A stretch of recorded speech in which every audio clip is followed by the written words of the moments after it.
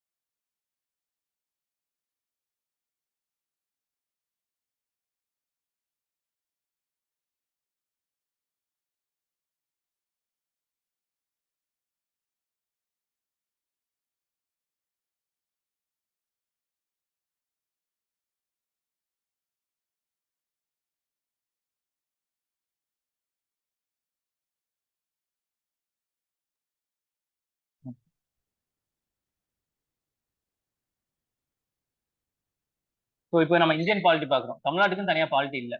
ஆனால் தமிழ்நாட்டுக்குன்னு current affairs இருக்கு. So current affairs மட்டும் 10 மார்க் தான் கேட்குறாங்க. அதுக்கு பின்னாடி ஓட முடியாது. புரிஞ்சுங்களா? ஆனால் கரண்ட் அஃபேர்ஸை நீங்கள் தனியாக படிச்சுக்கங்க. நம்ம சங்கர் ஐஎஸ் அகாடமி தேர்வு புத்தகமா ஒரு இது மாதிரி வச்சிருப்பாங்க. ஜீரோ கரண்ட் அஃபேர்ஸ் ஒன்று வச்சிருப்பாங்க. அது வெறும் ஃபேக்ட்ஸ் மட்டுமே கொடுத்துருப்பாங்க. மந்த்லி கரண்ட் அஃபேர்ஸ்னு சொல்லிட்டு இப்போ ஒரு 5 பக்கம் 6 பக்கத்துல ஒரு மந்தோட முடிஞ்சிடும்.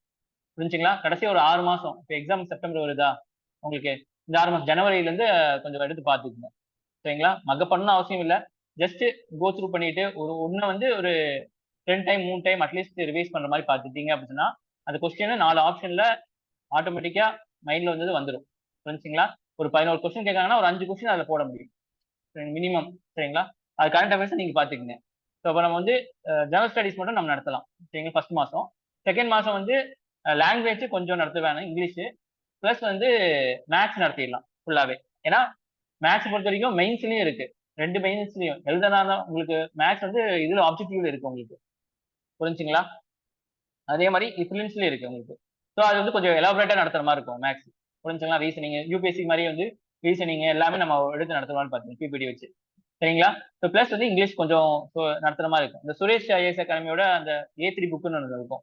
இங்கிலீஷ் நல்லா இருக்கு. சரிங்களா? அது வந்து வச்சு நான் உங்களுக்கு கம்ப்ளீட் பண்ணி தரேன் எப்படின்னு பார்த்துட்டு ஒரு ஐடியா சப்போர்ட்டோட. சரிங்களா? ஸோ இடையில இடையில டெஸ்ட் என்னன்னு பார்த்துக்கலாம். ஓகேவா? ஸோ இதான் ஃபர்ஸ்ட் வந்து குவாலிட்டி. ஸோ இது வந்து பிலிம்ஸ் கம் மெயின்ஸ் தான். சரிங்களா? இப்போ பிலிம்ஸுக்குன்னு தனியாக நம்ம படிக்க போறது இல்லை. சரிங்களா? பிலிம்ஸுக்கு தனியா எப்படின்னு பார்த்தீங்கன்னா நம்ம டெஸ்ட் வைப்போம்ல, அந்த கொஸ்டின் பேப்பர் மக்கப் பண்ணிடுங்க. புரிஞ்சுங்களா? ஃபேக்ட்ஸ் இருக்கும்ல, அந்த ஃபேக்ட்ஸை மக்கப் பண்ணிடுங்க. எப்படி குவாலிட்டி கவர் பண்ற மாதிரி நம்ம கொஸ்டின் பேப்பர்ஸ்ல ஒரு 1000 கொஸ்டின்ஸ் ஒரு 500 கொஸ்டின்ஸ் பக்கம் வந்துடும். அதை நீங்க மக்கப் பண்ணணும் பிலிம்ஸுக்குன்னு. இது வந்து மெயின்ஸுக்குன்னு ஓரியன்டா நான் எடுக்க போறேன் நான். இதுலயும் பிலிம்ஸ் ஃபேக்ட்ஸ் இருக்கும். சரிங்களா? தாண்டி போக முடியாது. இருந்தாலும் சின்ன சின்ன பிலிம்ஸ் ஃபேக்ட்ஸ்லாம் வந்து உங்களுக்கு வந்து அதுல கரண்ட் அஃபேர்ஸ் அதெல்லாமே வந்து கொஸ்டின் பேப்பர் டெஸ்ட்ல கவர் ஆயிடும். ஓகேவா? ஸோ ஏன்னா இப்பதான் கிளாஸ்னும் போது அந்த ஒரு ஆர்கானிக்கா கனெக்ட் பண்ணா உங்களுக்கு ஈஸியா இருக்கும். மெயின்ஸ் வந்து நீங்க கிளியர் பண்ணிட்டீங்க அப்படின்னா மெயின்ஸ் எழுதும் போது இதெல்லாம் பாயிண்ட்ஸ் எல்லாம் உங்களுக்கு யூஸ் ஆகும். புரிஞ்சா? ஸோ ஃபர்ஸ்ட் வந்து உங்களுக்கு என்ன டாபிக் இருக்குன்னு பாருங்க. இதேதான் லட்சுமிகாந்தன் ஒரு புக் இருக்குல்ல, அந்த புக் தான். பிளஸ் வந்து அடிஷ்னலா உங்களுக்கு மெயின்ஸ் ஓரியன்டா இருக்கும் உங்களுக்கு. புரிஞ்சுங்களா? அப்ப அது தேவையில்லை, நீங்க போய் தேட தேவையில்லை. So basic quality concept.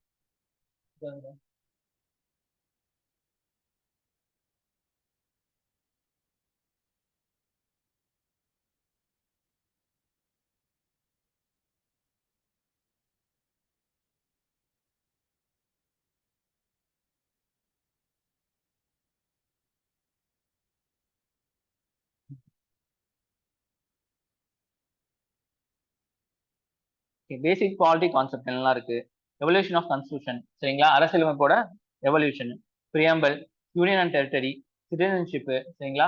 So இதுதான் இருக்கு உங்களுக்கு பார்த்தாலே தெரியும். Fundamental rights part 1, part 2, fundamental duties, DPSP directive principle of state policy, parliament, parliament 2, parliament 3.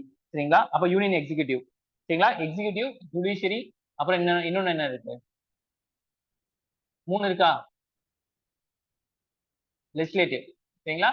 அப்ப வந்து லெஜிஸ்லேட்டிவ்னா சட்டத்தை இயற்றுபவர்கள். சரிங்களா? எக்ஸிகியூட்டிவ்னா சட்டத்தை நடைமுறைப்படுத்தவர்கள், எக்ஸிக்யூட் பண்றது. அவர் ஜுடிஷியல்னா நீதித்துறை. புரிஞ்சுங்களா?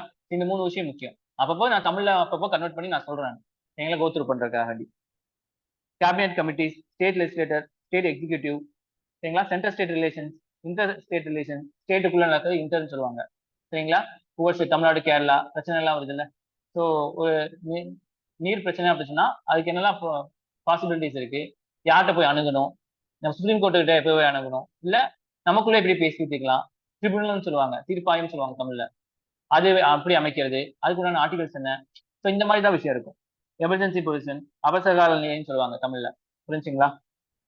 Unitarian and special provision, local self government, local governance, fifth and sixth schedule, judiciary, part 1, part 2, part 3, constitutional bodies, so election commission, NHRC, human rights commission, இப்போ வந்து பிசிக்கு போட்டிருக்காங்க கமிஷன் கொண்டு வந்திருக்காங்க, சைல்டு கமிஷன் கொண்டு வந்திருக்காங்க, உமன் கமிஷன் கொண்டு வந்திருக்காங்க. இதெல்லாம் வந்து எந்த ஆர்டிகல் மூலியமா கொண்டு வந்தாங்க, இந்த மாதிரி தான் கொஸ்டின்ஸ் இருக்கும் உங்களுக்கு. சரிங்களா. நான் கான்ஸ்டியூஷனல் பாடிஸ், நான் constitutional part 2, electoral process, administration system. அது இல்லாம வந்து நான் உங்களுக்கு ஒரு புக்லெட் தந்துறேன் நான். சரிங்களா, பிடிஎஃப் ஆக. சரிங்களா, பிடிஎஃப் ஆக புக்லெட் தந்துறேன். அதுல என்ன செஞ்சிருப்பாங்க அப்படின்னா, இந்த லூசன்ட் புக் இருக்குல்ல, லூசன்ட் தெரியுமா உங்களுக்கு, அந்த ஃபேக்சுவலா ஒரு புக் இருக்கும். சரிங்களா, அந்த புக்கோட கொஸ்டின் ஆன்சர் ஃபார்மெட்ல எல்லா ஃபேக்ட்ஸும் வந்து தந்திருப்பாங்க. ஸோ அது வந்து நீங்க டெய்லி ஒரு 10 ஃபேக்ட் அப்படின்னு சொல்லி மகப் பண்ணீங்க, உங்க ஓனா ரிஸ்க் எடுத்து மகப் பண்ணீங்க அப்படின்னா உங்களுக்கு ஈஸியா இருக்கும். அதுவும் நான் உங்களுக்கு தந்துறேன். என்னால முடிஞ்ச அளவுக்கு என்னால தர முடியுமோ அதெல்லாம் தந்துறேன். சரிங்களா. ஸோ இப்போ மேஜரா வந்து கான்செப்ட்ஸ் பாத்தீங்க அப்படின்னு சொன்னா உங்களுக்கு என்னது டாபிக்ஸ்னா ஃபர்ஸ்ட் கான்ஸ்டிடியூஷனலிசம்னு ஒன்று இருக்கு. சரிங்களா. அப்புறம் ஃபீச்சர்ஸ் ஆஃப் கான்ஸ்டியூஷன், கான்ஸ்டியூஷனோட ஃபீச்சர்ஸ்.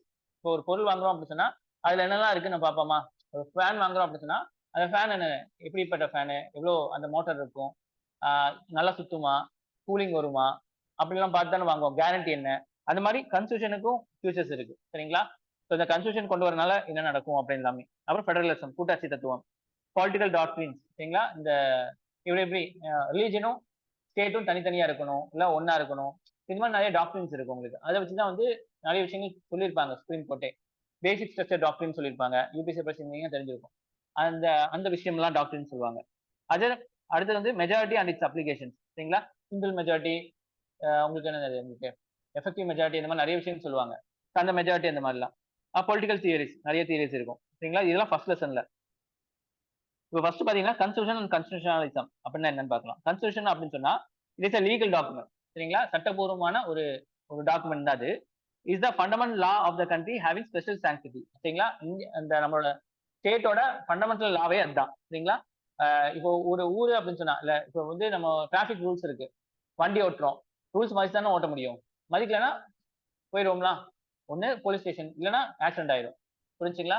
அதே மாதிரி வந்து நம்ம கண்ட்ரிக்குன்னு ஒரு ரூல்ஸ் அண்ட் ரெகுலேஷன்ஸ் இருக்கு. அது எது சொல்லுது அப்படின்னு சொன்னா இந்த கான்ஸ்டிடியூஷன் தான் சொல்லுதுன்னு சொல்றாங்க. சரிங்களா. Fundamental law of the country having special sanctity. சரிங்களா. இப்போ டிராபிக் ரூல்ஸ் எல்லாம் வந்து நம்ம வந்து அந்த அளவுக்கு நம்ம எடுத்துக்கிறது இல்லை. புரிஞ்சுங்களா. ஆனா வந்து நம்ம என்ன செய்யறோம், மற்ற விஷயங்கள்லாம் வந்து நம்ம எடுத்துக்குவோம். இப்போ இங்க வரணும் அப்படின்னு சொன்னா நம்ம வந்து கரெக்டா 9 மணிக்கு வந்துருவோமா. ஸோ அதுக்குண்டான ஒரு முக்கியமான விஷயம் சாங்டிட்டின்னு சொல்லுவாங்க. சரிங்களா, அதுக்கு நம்ம கொடுக்கிற கௌரவம். சரிங்களா. ஆனா கான்ஸ்டியூஷனை பொறுத்த வரைக்கும் அதுக்கு நம்ம தனி கௌரவம், ஸ்பெஷல் சாங்டிட்டி இருக்கு. அரசியலமைப்பு நம்ம அட்மினிஸ்ட்ரேஷன் எல்லாம் போகும்போது அதுபடிதான் நடக்கணும் எல்லாருமே. சரிங்களா, அதை தாண்டி யாருமே இல்லை. அதனாலதான் இப்போ வந்து ராகுல் காந்தி இவங்கெல்லாம் வந்து ஆஹ் பதவி பிரமாணம் பண்ண வைக்கும் போது முடி கான்ஸ்டியூஷனோட தான் வந்திருப்பாங்க. நீங்க டிவியில் நிறைய விஷயம் பார்த்துருப்பீங்க. சரிங்களா, அதுதான் கான்ஸ்டியூஷன். ஸோ அந்த கான்ஸ்டியூஷன் நிறைய விஷயங்கள் நியூஸ்ல வரனால அதுல இருந்து கொஸ்டின் கேட்பாங்க. புரிஞ்சுங்களா. ஸோ டிஎன்பிசியும் யூபிஎஸ்சி மாதிரி அனாலிட்டிக்கலா கேட்கக்கூடிய வாய்ப்பு அதிகமா இருக்கு. ஏன்னா மாறிட்டு இருக்காங்க, அவங்க பேட்டர்ன்ஸ் மாறிட்டு இருக்கு. புரிஞ்சுங்களா. ஸோ பேட்டர்ன்ஸ் மாறி இருக்கனால கொஸ்டினும் நம்ம எதிர்பார்க்கலாம். புரிஞ்சுங்களா. இப்போ அசஸ்மெண்ட், ரீசனிங் இதெல்லாம் வச்சே கொஸ்டின்ஸ் கேட்கக்கூடிய வாய்ப்பு அதிகமா இருக்கு. சரிங்களா. ஸோ இப்போ நம்ம டெஸ்ட்டும் வந்து அதுக்கு ஏற்ற மாதிரி தான் பார்ப்போம் நம்ம. அடுத்தது கன்ஸ்டியூஷனலிசம் அப்படின்னா என்ன அப்படின்னு சொன்னா கன்ஸ்டியூஷனலிசம் இஸ் a ஸ்பெசிபிக் லிமிடேஷன். சரிங்களா, லிமிடேஷன் அப்படின்னு சொன்னா தடை பண்றது. இந்த கோடை தாண்டி நீ வரக்கூடாது, நானும் வரக்கூடாது, அதான் லிமிடேஷன்ங்கிறது. சரிங்களா. ஸோ தடைகள் மாதிரி அந்த ஜெனரல் ஸ்டேட் பவர்ஸ், ஸ்டேட்டோட பவருக்கு ஒரு தடை மாதிரி. ஸ்டேட்டை வந்து நம்ம அங்க இருக்காங்க ஸ்டேட் அப்படின்னு சொன்னா நம்ம இன்சைட் இருக்கோம் அப்படின்னா ஸ்டேட்டை பத்தி நம்ம சொல்றோம், நீ இந்த கோடை தாண்டி வரக்கூடாது. ஸோ இந்த கோடை தாண்டி வரக்கூடாதுன்னு எதை சொல்லுது, கான்ஸ்டியூஷனல் தான் சொல்லுது. அதனால தான் அதுக்கு பேர் கான்ஸ்டியூஷனலிசம் சொல்றோம். சரிங்களா. இசம் தானே ஒரு ஐடியாலஜி மாதிரி, கம்யூனிசம், சரிங்களா, மார்க்சிசம். சரிங்களா. ஸோ இதெல்லாம் வந்து ஒரு ஐடியாலஜி குறிக்கூடியது. சரிங்களா. சரி, to prevent the exercise of arbitrary decision making. Arbitrary அப்படின்னா தன்னிச்சையாக, அவன் இஷ்டத்துக்கு. புரிஞ்சுங்களா. அவன் இஷ்டத்துக்கு அவன் லாவை போடுவான், அவன் வந்து என்ன வேணா பண்ணுவான் அப்படிங்கிற மாதிரி இருக்கக்கூடாது. ஒரு கிங்னா அவனுக்கு இஷ்டப்படி செய்வான். மிடில் பீரியட்லாம் பார்ப்போம். அவன் சொன்னதான் சட்டம். அவன் வந்து ஒரு குற்றவாளியை நிர்வாகி சொன்னா நிர்வாகி தான். நிரபராதியை குற்றவாளின்னு சொன்னா குற்றவாளி தான். எடுத்துக்காட்டு வந்து கோவலன் கண்ணகி இஷ்யூ இருக்குல்ல. தீர விசாரிக்கல. சரிங்களா? கோவலன் வந்து எக்ஸிக்யூட் பண்ணிட்டாங்க. அதனால மதுரையே எரிஞ்சுது உங்களுக்கு. புரிஞ்சுங்களா? சோ இந்த மாதிரி பிரச்சனை இருக்கக்கூடாதுங்கிறதுக்காக தான் கான்ஸ்டிடியூஷன்ல இது கொண்டு வராங்க. சோ இங்க சட்டங்களை கொண்டு வந்திருப்பாங்க. நீ வந்து அரசனா இருந்தாலும் சரி, நீ பிஎம்மா இருந்தாலும் சரி, சிஎம்மா இருந்தாலும் சரி, இப்படிதான் நடக்கணும். இதுல என்ன சொல்லியிருக்கோ அதுபடிதான் உங்களுக்கு தண்டனை வந்து எல்லாமே அப்படின்னு சொல்றது அது. அதனாலதான் வந்து ஆர்பிட்ரரி டிசிஷன் மேக்கிங் தன்னிச்சையாக தாந்தோணித்தனமாக ஒரு முடிவுகளை எடுக்க வைக்கிறதுக்கு தடை பண்ற மாதிரி தான் இது இருக்கும் அப்படின்னு சொல்றாங்க. அதுக்கு பேர் தான் கான்ஸ்டிடியூஷனலிசம். இதுல இருந்து கொஸ்டின்ஸ் கேட்பாங்க. சரிங்களா? To prevent the state from excessive arbitrary decision making. அது கான்ஸ்டிடியூஷனல் மோராலிட்டி. சரிங்களா? இப்போ வந்து நம்ம வந்து மோராலிட்டி அப்படின்னு சொன்னா நமக்கே தெரியும். ஒரு ஏழைக்கு வந்து உதவுறது, ஒரு இப்போ இதுல பஸ்ல உட்காந்துட்டு இருக்கோம், வயசானவங்க வருவாங்க, நம்ம எந்திரிச்சு நிக்கிறோம், அவங்களுக்கு இடம் கொடுக்குறோம், இதெல்லாம் மோராலிட்டி. புரிஞ்சுங்களா? சோ கான்ஸ்டிடியூஷனல் மோராலிட்டி அப்படின்னா கான்ஸ்டிடியூஷன் நம்ம உள்வாங்கிட்டு கான்ஸ்டிடியூஷன் என்ன சொல்ல வராங்களோ அதை நம்ம மைண்ட்ல தான் வச்சுக்கணும். அதுபடி நடக்கிறது தான் கான்ஸ்டிடியூஷன் மோராலிட்டி. சரிங்களா? இப்போ வந்து நம்மளோட பேசிக் குவாலிட்டி எல்லாம் வந்து நம்ம சின்ன வயசுல சொல்லி கொடுத்துருப்பாங்க, இல்ல குரான் இதெல்லாம் சொல்லி கொடுத்துருப்பாங்க, அதுதான் மோரலா நம்மளுக்கு இருக்கும். இந்த இடத்துல கன்ஸ்டிடியூஷனை வைக்கிறாங்க. சரிங்களா? கன்ஸ்டிடியூஷன் படி இது கரெக்டா தப்பா? இப்போ வந்து ஹோமோசெக்சுவல் வந்து தப்பு இல்லைன்னு சொல்லிட்டாங்களா? ஆனா வந்து நிறைய மதங்களை பத்தி வந்து தப்புன்னு சொல்றாங்க. அப்போ இந்த இடத்துல வந்து எந்த மோராலிட்டி வந்து ஜெயிச்சது? கான்ஸ்டிடியூஷனல் மோராலிட்டி தான் ஜெயிச்சது. புரிஞ்சுங்களா? சோ நம்ம பெர்ஸ்பெக்டிவ்ல ஒரு விஷயம் தப்புன்னு சொல்லுவாங்க, தப்புன்னு தெரியும். ஆனா கான்ஸ்டிடியூஷன் படி தப்பா ரைட்டான்னு பார்க்கணும். அதுதான் கான்ஸ்டிடியூஷன் மோராலிட்டின்னு சொல்லுவாங்க. புரிஞ்சுங்களா? சோ கான்ஸ்டிடியூஷனலிசம்ங்கிறது என்னது? கான்ஸ்டிடியூஷன் படி நடக்கிறது. கான்ஸ்டிடியூஷன் மோராலிட்டினா கான்ஸ்டிடியூஷன் படி முடிவு எடுக்கிறது. தப்பா ரைட்டான்னு வந்து டிசிஷன் பண்றது. அதான் கான்ஸ்டிடியூஷன் மோராலிட்டின்னு சொல்லுவாங்க. ஏன் இந்த ஒவ்வொரு வேர்டுன்னு சொன்னா இந்த மெயின்ஸ் எழுதும் போது இதுதான் நீங்க கொண்டு வரணும். புரிஞ்சுங்களா? இதெல்லாம் வந்து உள்வாங்கிக்கணும் நீங்க. அப்பதான் வந்து நீங்க எழுதும் போது கன்ஸ்டிடியூஷன் மோராலிட்டி இதெல்லாம் வேர்டு எழுதினாதான் அதை பார்த்து அதை அண்டர்லைன் பண்ணும். மெயின்ஸ் டிஸ்கிரிப்டிவ் எழுதும் போது இதெல்லாம் அண்டர்லைன் பண்ணும். கன்ஸ்டிடியூஷன் மோராலிட்டி கன்ஸ்டிடியூஷன் இதெல்லாம் பண்ணும்போது ஈஸியா திருத்தவங்களுக்கு டக்கு டக்குன்னு மார்க் கொடுத்துருவாங்க. அப்ஜெக்டிவ்ல அங்கேயும் இந்த இது மாதிரி இதெல்லாம் கேட்பாங்க. அந்த இதா கேட்பாங்க. சரிங்களா? பிலாசபிக்கலா கேட்பாங்க. இதே 2, 3 வருஷத்துக்கு முன்னாடி நீங்க யூபிஎஸ்சி கொஸ்டின் பேப்பர் எடுத்து பாத்தீங்க அப்படின்னா இந்த மாதிரி வேர்டு வச்சு தான் கொஸ்டின் செட் பண்ணாங்க. சரிங்களா? அதனால இதெல்லாம் நீங்க வந்து இந்த வரக்கூடிய எக்ஸாம்ல நீங்க எதிர்பார்க்கலாம். ஏன்னா டிஎன்பிஎஸ்சி பேட்டர்ன் சேஞ்ச் பண்றதுனால கம்ப்ளீட்டா ஒரு புது விதமான கொஸ்டின் பேப்பர் வந்து உருவாக்கலாங்கிறது தான் எல்லா இடத்துலயும் வந்து போயிட்டு இருக்கு, பேச்சு போயிட்டு இருக்கு. ஏன்னா இங்க இருக்கக்கூடிய கோச்சிங் இன்ஸ்டியூஷன்லாம் வந்து நிறைய விஷயங்கள் போயிட்டு இருக்குல்ல, பிரச்சனைகள் நிறைய விஷயங்கள் போயிட்டு இருக்கனால இந்த கோச்சிங் சென்டரோட உடைக்கணும் அப்படின்னு நினைச்சுதான் புதுசா கொஸ்டின் பேப்பர் செட் பண்ணுவாங்க. சரிங்களா? சோ அப்ப அதுக்கு ஏற்ற மாதிரி நம்ம கோப்ப போகணும்னா இதுல தான் நம்ம பார்க்கணும். Steadfast to adherence to the values and principle enshrined in the constitution of India. சரிங்களா? அதுக்கு வந்து நம்ம ஒத்து போகணும் வேல்யூஸும் பிரின்சிபலுக்கும். இதுல கான்ஸ்டிடியூஷன்ல என்ஷைன்னா வந்து அங்க சொல்லப்பட்டிருக்க, அங்க எழுதப்பட்டிருக்க அப்படிங்கிற கான்ஸ்டிடியூஷன்ல இருக்கக்கூடிய விஷயங்களை நம்ம வந்து இது பண்ணணும்னு சொல்றாங்க. அதே மாதிரி concept of rule of law. சரிங்களா? ரூல் ஆஃப் லா உங்களுக்கு சட்டப்படி நடக்கிறது. சரிங்களா? இந்த நாட்டோட சட்டம். சரிங்களா? சட்டம் தான் வந்து ஆட்சி செய்யும். சரி, சட்டத்தின் ஆட்சி நடக்குதா இல்ல மனிதர்களோட ஆட்சி நடக்குதா? இப்போ ஒரு நிறைய ரேப் கேஸ் எல்லாம் வரும். அந்த இடத்துல வந்து கலாச்சாரம் காசு எல்லாம் இருக்குல்ல, கேஸ் எல்லாம் இருக்குல்ல, அந்த இடத்துல வந்து ரூல் ஆஃப் லா ப்ரிவைல் ஆச்சா இல்ல மேன் ஆஃப் லா ப்ரிவைல் ஆச்சுன்னு பாத்தீங்கன்னா மேன் ஆஃப் லா தாங்க. சரிங்களா? ஏன்னா மனிதன் அவனுக்கு உண்டான லா தான் வந்து அங்க நடைமுறையா இருக்கு. ரூல் ஆஃப் லானா அந்த பிரச்சனை எல்லாம் வந்திருக்காது. ஸோ இப்ப நீங்க கோட் பண்ணணும். நீங்க மெயின்ஸ் சோஷியல் இஷ்யூ எல்லாம் வந்து கலாச்சாரம் கேஸ் எல்லாம் வரும்போது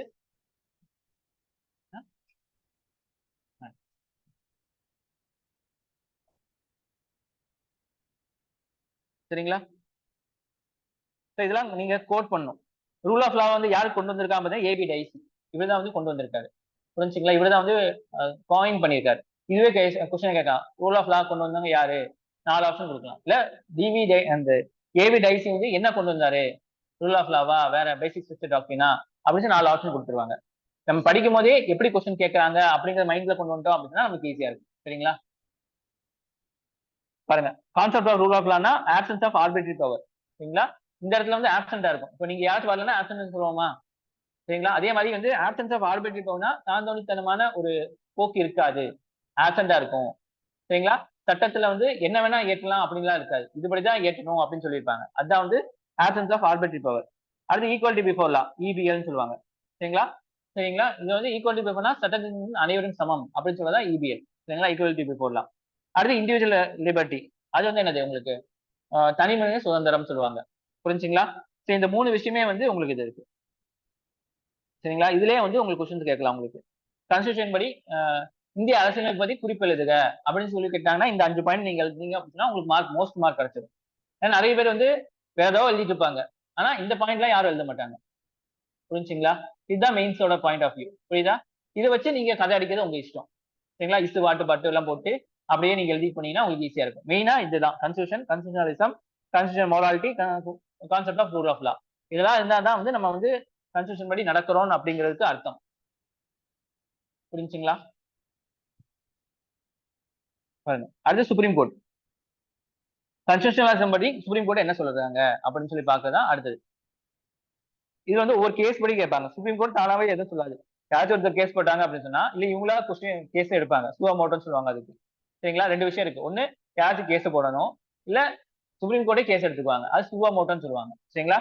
அப்படி பண்ணி அதுதான் நிறைய விஷயங்கள் சொல்லுவாங்க. அதை நம்ம வந்து எடுத்துக்குவோம். ஏன்னா கான்ஸ்டிடியூஷனோட கேரண்டர் யாரு, பாதுகாவலன் யாருன்னா சுப்ரீம் கோர்ட் தான். இதே ஒரு கொஸ்டினா கேட்பாங்க. இந்தியால அரசியலமைப்போட பாதுகாவலன் யாரு அப்படின்னு சொன்னா சுப்ரீம் கோர்ட் தான். சரிங்களா? பார்லிமெண்ட் இல்ல. புரிஞ்சுங்களா? நிறைய ஆப்ஷன் கேட்பாங்க. இதான் நிறைய ஆப்ஷன்ஸ் வச்சு அவங்க வந்து கேம்பிள் பண்ணுவாங்க. ஃபர்ஸ்ட் வந்து ராமேஸ்வர் பிரசாத் கேஸ்ல என்ன சொல்லியிருக்காங்க அப்படின்னு சொன்னா கான்ஸ்டிடியூஷனலிசம் அபோஸ் த அப்சொல்யூட்டிலிசம். சரிங்களா? அப்சொல்யூட்டிசம்னா வந்து நான் நினைச்சுதான் நடத்துவேன். அப்சொல்யூட்டா எனக்கு தான் எல்லா பவரும், என்னை தாண்டி யாருமே இல்ல அப்படின்னு சொல்லி அப்சொல்யூட்டிசம் சொல்லுவாங்க. சரிங்களா? அந்த அப்சொல்யூட்டிசம் தடை பண்ணுது. It premise on the rule of law in which the subjective satisfaction subjective and objective provided by constitution itself. சரிங்களா? அந்த இடத்துக்கு தகுந்த மாதிரி அதுக்கு தகுந்த மாதிரி லாஸ் எல்லாம் இருக்கும். அதை ஃபாலோ பண்றதுதான் சொல்றாங்க. சரிங்களா? அடுத்து வந்து ஐஆர் கொஹெலோ கேஸ். சரிங்களா? இந்த கொஹெலோ கேஸ்னா என்னன்னு சொல்லிட்டு யூபிஎஸ்சில மெயின்ஸ்ல ஒரு கொஸ்டின் கேட்டிருக்காங்க. புரிஞ்சுங்களா? சோ இது முக்கியம். Constitutionalism is legal principle that requires control over excessive governmental power. சரிங்களா? இது வந்து கண்ட்ரோல் பண்ண ஒரு விஷயம். எதை? ஸ்டேட் கவர்மெண்ட்டை எக்ஸசிவ் அந்த அளவுக்கு அதிகமான விஷயத்தை வந்து கண்ட்ரோல் பண்றதா இந்த விஷயம் சொல்றாங்க. To ensure democratic principle shall not be destroyed. ஜனநாயகத்தை வந்து ஒடுக்குமுறைக்கு உள்ளாக்கப்படாம இருக்கிறதுக்கு தான் இந்த கான்ஸ்டிடியூஷன் இதாகுது அப்படின்னு சொல்லிட்டு இந்த கேஸ்ல சுப்ரீம் கோர்ட் சொல்லியிருக்காங்க. ஸோ அப்போ வந்து கான்ஸ்டிடியூஷன் பத்தி கேட்டாங்க அப்படின்னு சொன்னா நம்ம இதெல்லாம் தான் எழுதணும். இந்த 2 பாயிண்ட்டையும் எழுதுனீங்க அப்படின்னா உங்களுக்கு 10 மார்க்கு அசால்ட்டா 7 மார்க்ஸ் கிடைச்சிரும் உங்களுக்கு. ஏன்னா இப்படிதான் கொஸ்டின்ஸ் கேட்பாங்க. அடுத்து பாருங்க, கான்ஸ்டிடியூஷனல் கவர்மெண்ட்டுக்கும் நான் கான்ஸ்டிடியூஷனல் கவர்மெண்ட்டுக்கும் என்ன வித்தியாசம் அப்படின்னு பாத்தீங்கன்னா நம்ம கான்ஸ்டிடியூஷன் கவர்மெண்ட்னா இந்தியா இந்த மாதிரிலாம். நான் கான்ஸ்டிடியூஷனல் கவர்மெண்ட்னா உங்களுக்கு என்னது, உங்களுக்கு வேற கத்தாரு, சுவிட்சர்லாந்து, புருனி இவங்கெல்லாம் வந்து நான் கான்ஸ்டிடியூஷனல் கவர்மெண்ட். சரிங்களா? இவங்க இடத்துல பாருங்க, government which elected by public through an election process. Constitutional கவர்மெண்ட்ல மெயினான ஃபீச்சர்ஸ். சரிங்களா? இதே கொஸ்டின் கேட்பாங்க, கான்ஸ்டிடியூஷனல் கவர்மெண்ட்ல என்ன ஃபீச்சர் இருக்கு அப்படின்னு 4-5 ஆப்ஷன் கொடுத்துருவாங்க. இது ரெண்டையும் வந்து கம்பைன் பண்ணிடுவாங்க. புரிஞ்சுங்களா? கம்பைன் பண்ணி கொஸ்டின்ஸ் கேட்பாங்க. சரிங்களா? இதுதானே, போர் அடிக்குதா? பாத்தீங்க ஏற்கனவே ஒரு தடவை படிச்சிருப்பீங்க, ஜஸ்ட் ஒரு ரிவிஷன் தான். எல்லாமே நியூவா யாரு இது ஃப்ரெஷ்ஷா இருக்குன்னு சொல்றவங்க யாரு?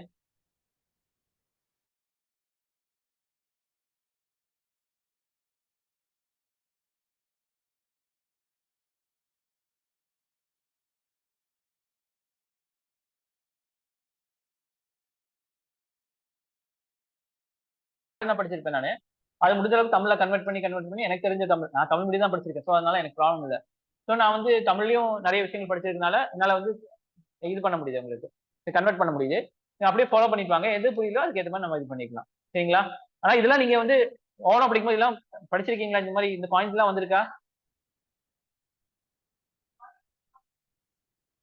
ஆனா மீடியம், ஆனா இந்த பாயிண்ட்ஸ்ல இருக்கு.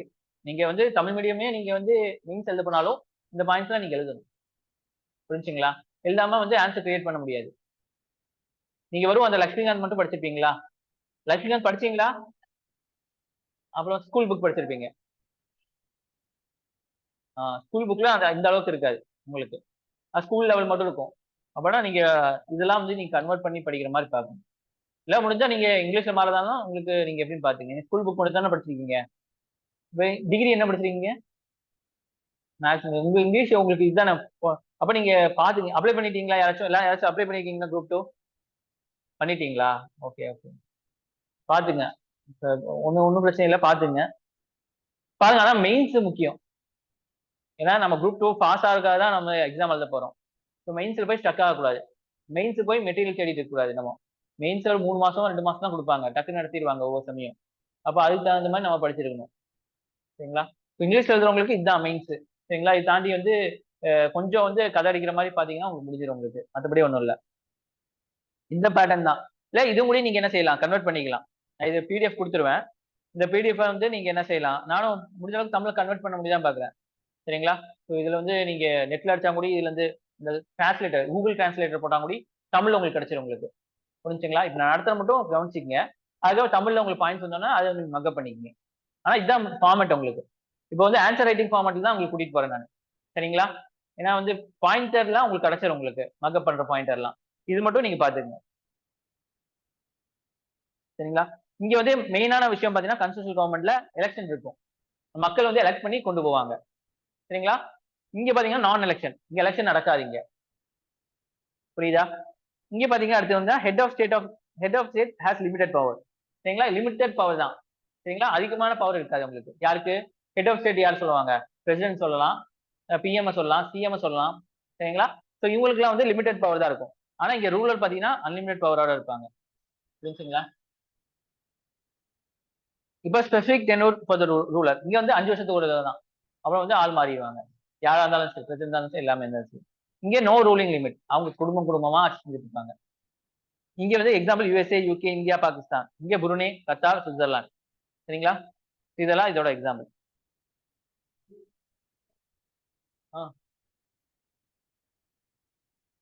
அது ஸ்வாசிலேண்ட் போட்டிருக்காங்க. அது பிரிண்டிங் மிஸ்டேக்கா இருக்கும். சுவிட்சர்லாந்து வராதே, டெமோக்ராட்டிக் கண்ட்ரி தானே சுவிட்சர்லாந்து. சாரி, இது வேற ஏதோ மிஸ்டேக் வந்துருக்கு. புருனேல வந்து இது பண்றாங்கன்னு நினைக்கிறேன். கான்ஸ்டியூஷன் இருக்காது. இது வந்து உங்களுக்கு மன்னராட்சின்னு இல்ல, கான்ஸ்டியூஷன் இல்லாத இடம் தான் சொல்றாங்க. கான்ஸ்டியூஷன் என்னது? நம்ம இந்திய அரசியலமைப்பு இருக்கா? யு- ஆமா ஆமா. யுஎஸ்ஏக்கு இருக்கு. உங்களுக்கு அவங்களோடது. சரிங்களா? அதே மாதிரி யூகேக்கு இருக்கு. ஆனா இங்க கான்ஸ்டியூஷன் இல்லாததுன்னு சொல்றாங்க. அப்ப என்ன அர்த்தம் உங்களுக்கு? அவங்க ரூல்ஸ் அண்ட் ரெகுலேஷன் வேற மாதிரி ஃப்ரேம் பண்ணி வச்சிருப்பாங்க. கான்ஸ்டியூஷன் இல்லாம சட்ட இதழ்கள் அதை பத்தி வச்சிருப்பாங்க உங்களுக்கு. நான் சொல்றேன் பாருங்க. இப்ப கான்ஸ்டியூஷன்ல ரிட்டன் கான்ஸ்டியூஷன், அன்ரிட்டன் கான்ஸ்டியூஷன் 2 இருக்கு. ஒன்னு எழுதி வச்சிருப்பாங்க, இன்னொன்னு எழுதாம இருக்கும். ஸோ ரிட்டன் கான்ஸ்டியூஷன் பாத்தீங்கன்னா found in legal document. Duty கோடிஃபைடா இருக்கும். கோடிஃபைனா அரேஞ்ச் பண்ணிருப்பாங்க. ஏபிசிடி எல்லாம் போட்டு ப்ராப்பரா அரேஞ்ச் பண்ணிருப்பாங்க. இங்க ப்ரிசைஸ், டெஃபனைட் அண்ட் சிமெட்ரிக் சிஸ்டமேட்டிக்கா இருக்கும். ஒண்ணுக்கு அப்புறம் ஒண்ணு, பார்ட் 1, பார்ட் 2, பார்ட் 3. நம்ம அரசியலமைப்புல பார்த்திருப்பீங்க. சரிங்க? Part 1 union territory, part 2 citizens, part 3 fundamental rights, part 4 DPSP, part 4A உங்களுக்கு ஃபண்டமெண்டல் டியூட்டிஸ். இந்த மாதிரிலாம் வச்சிருப்பாங்க. அது result of conscious and deliberate efforts. சரிங்களா? இப்போ நம்ம ஒரு அரசியலமைப்பு உருவாக்க முக்கியமான விஷயம் அரசியலமைப்பு அந்த கான்ஸ்டியூஷன் அசம்பிளின்னு சொல்லுவாங்க. சரிங்களா? அவங்க என்ன செஞ்சிருப்பாங்க? நல்லா பேசிட்டு நிறைய டிஸ்கஷன் பண்ணி சண்டையெல்லாம் போட்டு அதுக்கு ஒரு வருஷத்துக்கு அப்புறம் தான் ஃபார்ம் பண்ணிருப்பாங்க ஒவ்வொன்னா. டாக்டர் அம்பேத்கர் வந்து டிராஃப்ட் பண்ணிட்டு எல்லாரும் கொண்டு வந்திருப்பாங்க. சரிங்களா? எக்ஸாம்பிள் யுஎஸ்ஏ, பிரான்ஸ், இந்தியாலாம். அன்ரிட்டன் பாத்தீங்கன்னா document but not duly qualified. Document இருக்கும். ஆனா குவாலிஃபை பண்ணி வச்சிருக்க மாட்டாங்க. இதுக்கு இதெல்லாம் பண்ணி வச்சிருக்க மாட்டாங்க. அன்சிமெட்ரிக், சிஸ்டமேட்டிக்கா இருக்காது. ஒண்ணுக்கு அப்புறம் ஒண்ணுலாம் இருக்காது. திடீர்னு ஒண்ணு இங்க சொல்லுவாங்க, திடீர்னு ஒண்ணு வேற பக்கம் சொல்லுவாங்க. அந்த மாதிரி இன்டெஃபினைட், இம்ப்ரைசைஸா இருக்கும் உங்களுக்கு. Result of historical development. அவங்க ஊருக்கு தகுந்த மாதிரி மாற்றம் வந்திருக்கும்ல, அதுக்கேற்ற மாதிரி அவங்க புதுசு புதுசா ரூல்ஸ் அண்ட் ரெகுலேஷன் போட்டிருப்பாங்க. அது தனியா உள்ள வந்துடும். Example Britain. ஓகேவா? இது புரிஞ்சா உங்களுக்கு? கன்ஸ்டியூஷனல் கவர்மெண்ட், நான் கன்ஸ்டியூஷனல் கவர்மெண்ட் வித்தியாசம் புரிஞ்சா? ஸோ இப்போ நம்மளுக்கே புரிஞ்சுல உங்களுக்கு. இப்போ புருனே, கத்தார்லாம் வந்து என்ன கவர்மெண்ட்? சரிங்களா? ஸோ மோனார்க்கு தனி. சரிங்களா? கன்ஸ்டியூஷன் தனி, நான் கன்ஸ்டியூஷன் தனி. டிஃபரன்ஸ் இதுதான் வந்து அங்க போய் நம்மளுக்கு குழம்பு. இப்ப எல்லாம் நல்லா விளங்குறமா இருக்கும். கொஸ்டின் பேப்பர் பார்க்கும்போது தான் நிறைய டவுட்ஸ் வரும் நம்மளுக்கு. புரிஞ்சுங்களா? எப்பவுமே வந்து இந்த இது கொஸ்டின் வந்துச்சுன்னா நம்ம என்ன செய்வோம் அப்படிங்கிற ஒரு தாட்லயே நம்ம படிக்கணும். அப்பதான் வந்து நம்மளால வந்து அங்க போகும்போது ஈஸியா இருக்கும். புரிஞ்சுங்களா? அதுக்கு நிறைய டெஸ்ட் அட்டன் பண்ண பார்க்கும்போது அதை விஷுவலைஸ் பண்ண முடியும் நம்மளால. நிறைய டெஸ்ட் அட்டன் போது அதை விஷுவலைஸ் பண்ணி நம்ம படிக்க முடியும். சரிங்களா? இப்ப எடுத்து பாருங்க. Forms of government. கவர்மெண்ட் என்ன ஃபார்ம்ஸ் இருக்கு? ஒன்னு பிரசிடென்ஷியல், இன்னொன்னு பார்லிமெண்டல். சரிங்களா? ரெண்டு ஃபார்ம் ஆஃப் கவர்மெண்ட் இருக்கு. பிரசிடென்ஷியல் பாத்தீங்கன்னா the presidential system of government is the one which executive is not responsible to the legislature. முன்னாடி என்ன சொன்னேன்? எக்ஸிகியூட்டிவ், லெஜிஸ்லேட்டர், ஜுடிஷியர் 3 இருக்கா? இந்த இடத்துல பாத்தீங்கன்னா பிரசிடென்ஷியல் பாத்தீங்கன்னா எக்ஸிகியூட்டிவ்க்கும் லெஜிஸ்லேட்டிவ்க்கும் ரெஸ்பான்சிபிள் இல்லைன்னு சொல்றாங்க. Executive is not responsible to the legislator for policies and act. இவங்களுக்கு சம்பந்தமே இல்லை. இவனுக்கு பதில் சொல்லணும்னு அவசியம் இல்லை, இவனுக்கு பதில் சொல்லணும்னு அவசியம் இல்லை. அவன் விஷயத்துக்கு நடந்துக்குவான். சரிங்களா? and is constitutionally independent from legislator in respect of terms of office. Constitution படி ரெண்டு பேரும் செப்பரேட்டா தான் இருப்பாங்க, ஒட்டுக்கா இருக்க மாட்டாங்க. அதுலயுமே இவனுக்கு இந்த பவர், உனக்கு இந்த பவர் பிரிச்சு கொடுத்திருப்பாங்க. சரிங்களா? இதுதான் பிரசிடென்சியல் சிஸ்டம் மெயின் ஆனது. புரிஞ்சுங்களா? இங்க பார்லிமெண்ட் பாத்தீங்கன்னா அப்படி இல்ல. இங்க பாத்தீங்கன்னா எக்ஸிகூட்டிவ் இஸ் ரெஸ்பான்சிபிள் லெஜிஸ்லேட்டர். சரிங்களா? இவன் வந்து எக்ஸிகூட்டிவ் வந்து லெஜிஸ்லேட்டருக்கு வந்து இது எங்க லெஜிஸ்லேட்டர் சட்டம் இயற்றுபவர்கள், சட்டம் நடைமுறைப்படுத்துபவர்கள். போலீஸ்லாம் பாத்தீங்கன்னா சட்டம் நடைமுறைப்படுத்துவாங்க. அவங்க வந்து என்னது மினிஸ்டருக்கு வந்து ரெஸ்பான்சிபிள் தானே, லா அண்ட் ஆர்டர் இதுக்கெல்லாம் ரெஸ்பான்சிபிள் தான் இருக்கும். கலெக்டர் வந்தாலும் எக்ஸிகூட்டிவ் தான். அவங்க வந்து மினிஸ்டருக்கு ரெஸ்பான்சிபிள் தானே. நிறைய படத்துல எல்லாம் பார்த்திருப்போம். அங்க போய் பதில் சொல்ற மாதிரி இருக்கும் உங்களுக்கு. ஏன்னா அந்த இடத்துல பண்ணி வச்சுக்கோம். பார்லிமெண்ட்ல ரெஸ்பான்சிபிள். பார்லிமெண்ட்ல கேட்பாங்க. ஏன் இந்த இடத்துல இந்த இது நடத்துனாங்களே கள்ளக்குறிச்சியில பிரச்சனை வந்துச்சு இல்ல, அங்க வந்து எங்க பதில் சொன்னாங்க, அங்க போய் பார்லிமெண்ட்ல போய் பதில் சொன்னாங்க. இங்க யாராச்சும் பதில் சொன்னாங்களா? இல்ல.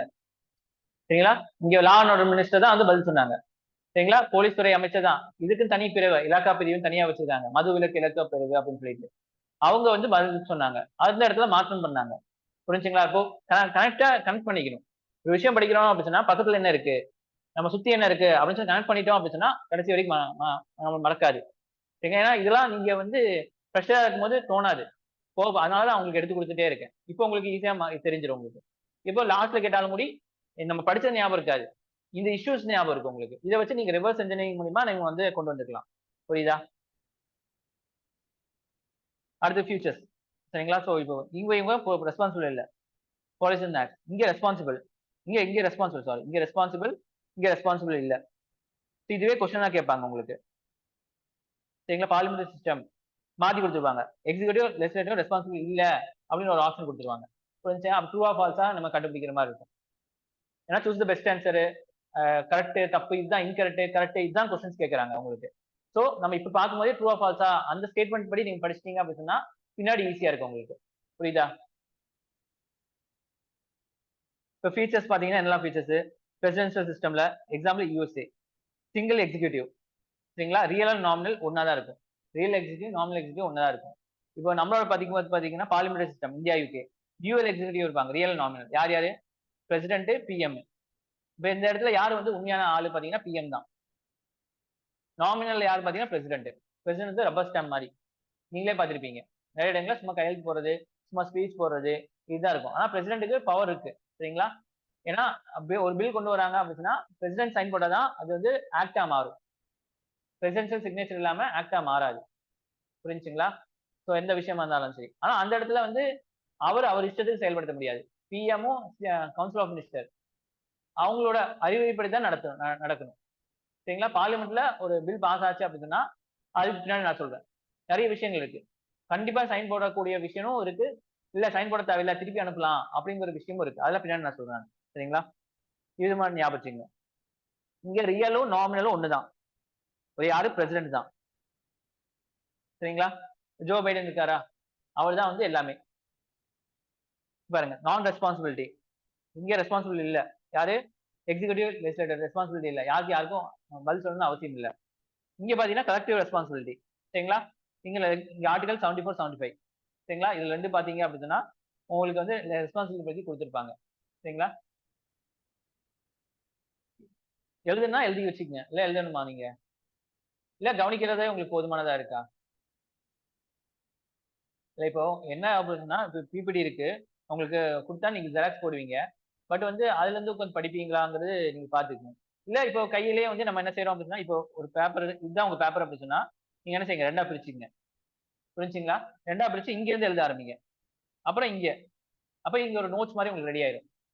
அப்ப என்ன செய்யலாம்? இப்போ வீட்டுக்கு போகும்போது கூட அத பார்த்துட்டு நீங்க படிக்கலாம். இப்ப இந்த படங்கள்லாம் போக உங்களுக்கு ஒரு நோட்ஸ் மாரி ஆயிரும். அது ரிவிஷன் பண்றதுக்கு உங்களுக்கு ஈஸியா இருக்கும் உங்களுக்கு.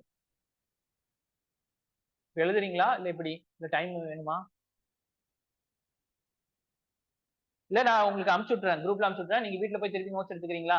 இப்ப சட் சட்ன்னு நம்ம பார்த்து மட்டும் போயிரலாமா? ஓகேவா? ஆனா நீங்க நோட்ஸ் எடுத்துக்கங்க.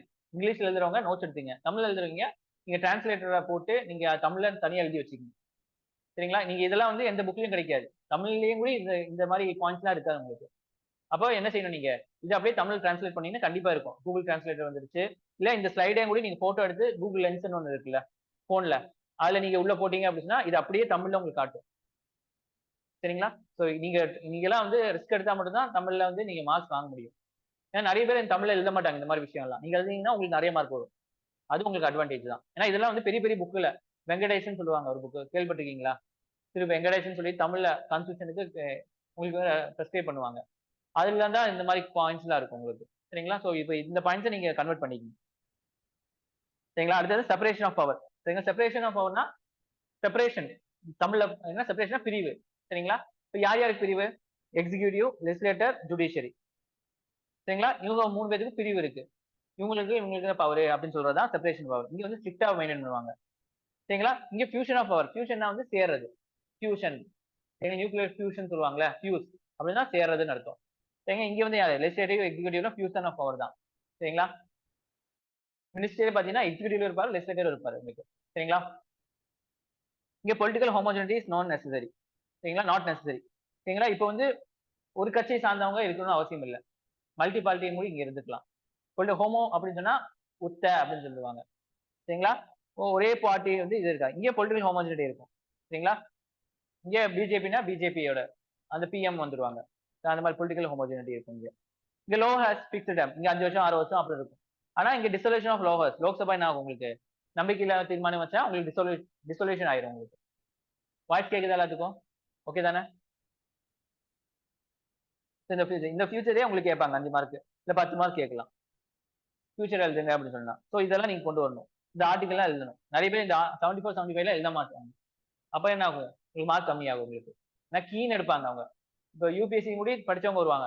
டிஎன்பிஎஸ்சி வந்து செக் பண்றவங்க எல்லாம் பழைய ஆளு தான் வருவாங்க. அவங்க என்ன செய்வாங்க? கொஞ்சம் உங்களுக்கு புக்ஸோட ஏதோ ரெஃபரன்ஸ் கொடுத்துருவாங்க. நெட்ல இருந்து எடுத்தாலும் வந்து இந்த ஆர்டிகல்லாம் அதுல தான் மென்ஷன் பண்ணிருப்பாங்க. ஸோ நம்ம மென்ஷன் பண்ணியாடணும். சரிங்களா. இந்த அப்படியே எழுதிக்கணும்.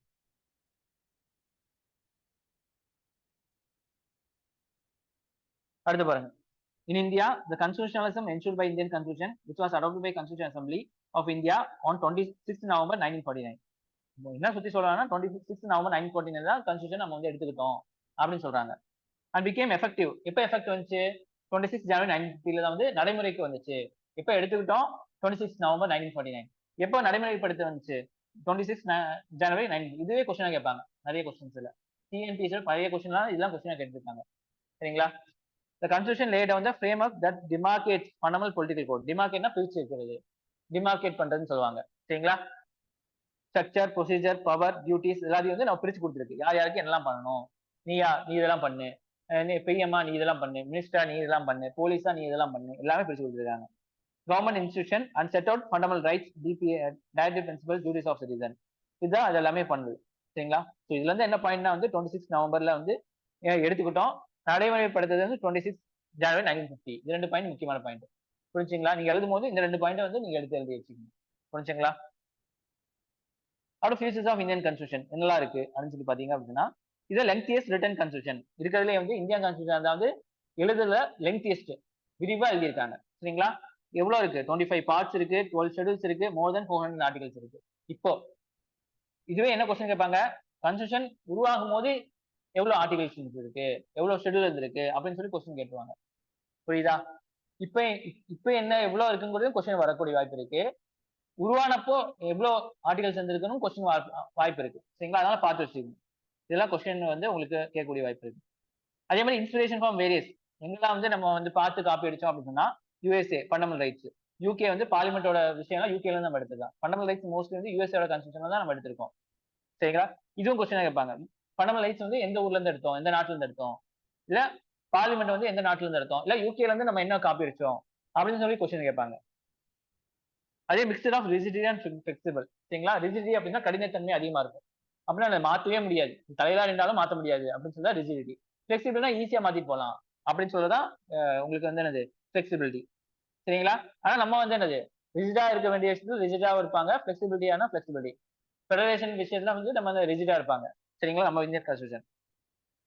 அதே மாதிரி அமெண்ட்மெண்ட்னா சட்ட சீர்திருத்தம் சொல்லுவாங்க, திருத்தம் சொல்லுவாங்க. சரிங்களா.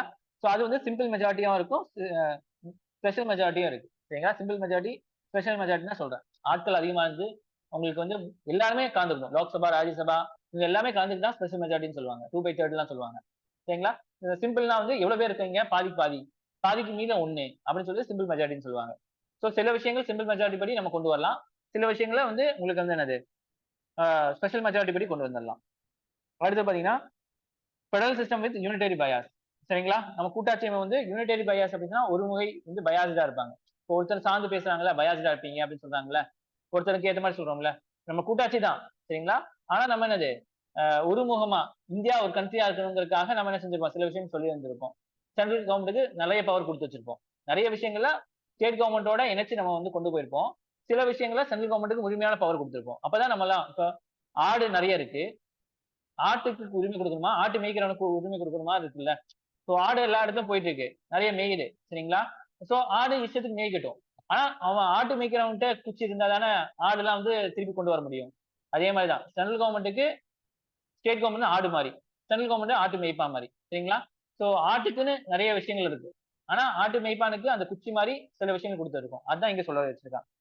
யூனிட்டரி பயாஸ்ன்னு சொல்லலாம் அந்த விஷயம். குச்சி மாதிரி அப்படின்னு சொன்னா நீ வந்து பிரிஞ்சு போக முடியாது. இப்ப யுஎஸ்ஏ எல்லாம் பாத்தீங்கன்னா பிரிஞ்சு போகலாம். இந்த லாஸ் வெகாஸ் இவங்க எல்லாம் இருக்காங்களா, அவங்க தனித்தனி மாகாணம்னு சொல்லுவாங்க. அந்த மாகாணம் எல்லாம் பிரிஞ்சு போகலாம். பிரிஞ்சு தனியா வந்து ஒரு ஒரு கண்ட்ரியா உருவாகலாம். ஆனா இந்தியா பொறுத்த வரைக்கும் அந்த பண்ண முடியாது, சரிங்களா. சேரும் போது சேர்ந்தா மட்டும்தான் உண்டு, பிரிய முடியாது. இந்த மாதிரி எல்லாம் சொல்லுவாங்க. இதை நான் எக்ஸ்பிளைன் பண்றேன் நான். இந்த பாயிண்ட் புரிஞ்சா, federal system with unitary bias புரிஞ்சா. எப்பவுமே இதை பொறுத்த வரைக்கும் நம்ம புரிஞ்சு படிச்சா மட்டும்தான் பாலிட்டி பொறுத்த வரைக்கும் மண்டையில் நிற்கும், சரிங்களா. திருப்பி படிக்கும் போது கூட அந்த புரிஞ்சதை வச்சுதான் நம்ம வந்து கனெக்ட் பண்ணி படிக்கணும். ஏன் கொஸ்டின்ல இந்த மாதிரி தான் கொடுத்துருவாங்க, வேர்டை கொடுத்துருவாங்க. அந்த இடத்துல நம்ம வந்து தமிழ்லயும் அதே மாதிரி வேர்ட் தான் வரப்போகுது, கொஞ்சம் கடினமா தான் இருக்க போகுது, சரிங்களா. பாலிட்டியை பொறுத்த வரைக்கும் அதனால பிரேக் பண்ணி எந்த அளவுக்கு நம்ம புரிஞ்சு வச்சுக்கிறோம் அதுலதான் மார்க் இருக்கு. அதே பார்லிமெண்டரி ஃபார்ம் ஆஃப் கவர்மெண்ட் நம்ம கொண்டு வந்திருக்கோம், பிரசிடென்ஷியல் இல்ல. Synthesis of parliamentary sovereignty and judicial supremacy. Synthesis கலக்கிறது, சிந்தசிஸ் பண்றதுனா கலக்கிறது. இதுபடி பார்லிமெண்டரி சோவரனிட்டி அப்படின்னா, சோவரனிட்டினா வந்து இறையாண்மைன்னு சொல்லுவாங்க, சரிங்களா. இப்ப வந்து நீங்க வீட்டுல இருந்து வரீங்க, உங்களுக்கு ஆன முடிவுகள் யார் எடுப்பா, உங்க அப்பா அம்மா எடுப்பாங்க. அப்ப நீங்க இறையாண்மையோட இல்லைன்னு அர்த்தம், புரிஞ்சுங்களா. உங்களுக்கு இண்டிபெண்டா இல்ல, நீங்க டிபெண்டா தான் இருக்கீங்க, புரிஞ்சுங்களா. இப்ப நீங்க குடும்பம் எல்லாம் வரீங்க, நீங்க உங்களோட இப்ப அப்பாவா இருக்கீங்க அப்படின்னு சொன்னா நீங்க உங்க குடும்பத்துக்காக முடிவு எடுப்பீங்க, சரிங்களா. அப்ப நீங்க இண்டிபெண்டா இருப்பீங்க, அப்ப நீங்க சோவனா இருக்கீங்கன்னு அர்த்தம், புரிஞ்சா. யார் முடிவெடுக்கக்கூடிய அதிகாரத்தில் இருக்காங்களோ அவங்க சாவரின். யார் பேச்சு கேட்க மாட்டேன், அவங்க பேச்சும் கேட்க மாட்டேன், இவங்க பேச்சு கேட்பேன், நான் தான் முடிவெடுக்கலாம், நான் நடைமுறைப்படுத்துவேன் அப்படின்னு தான் சாவரின், சரிங்களா. பார்லிமெண்டரி சாவரின் அப்படின்னு சொன்னா பார்லிமெண்ட் என்ன முடிவு எடுக்குதோ அதுதான் சட்டம், புரிஞ்சா. மத்த யார் பேச்சு கேட்க மாட்டான். அதே மாதிரி ஜுடிஷியல் சுப்ரமசினா ஜுடிஷியல் என்ன ரூலிங் கொடுக்காங்களோ அதுதான் சட்டம், சரிங்களா. ஸோ பார்லிமெண்டரி சாவரின் யூகே சொல்லுவாங்க, சரிங்களா. அவங்க பார்லிமெண்ட். ஜுடிஷியல் சுப்ரமசி இருந்தா யூஎஸ்ஏ, சரிங்களா.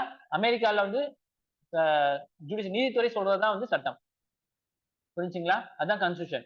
ஆனா இங்க பார்லிமெண்ட்ல பாத்தீங்கன்னா பார்லிமெண்ட் சொல்றதுதான் சட்டமா இருக்கும்.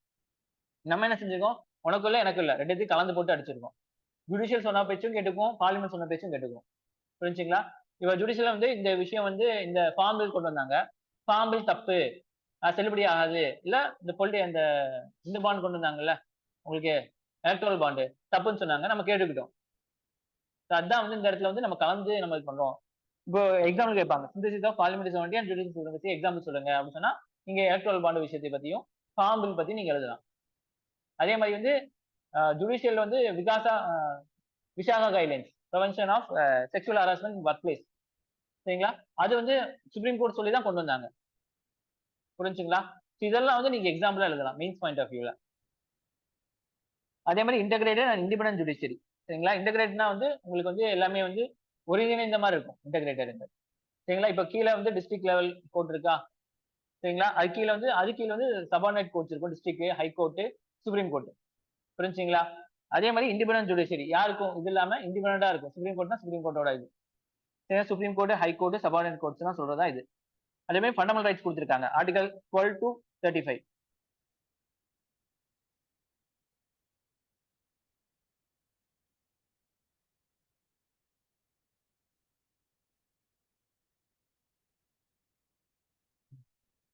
ஆர்டிகல் 12 to 35 இதெல்லாம்.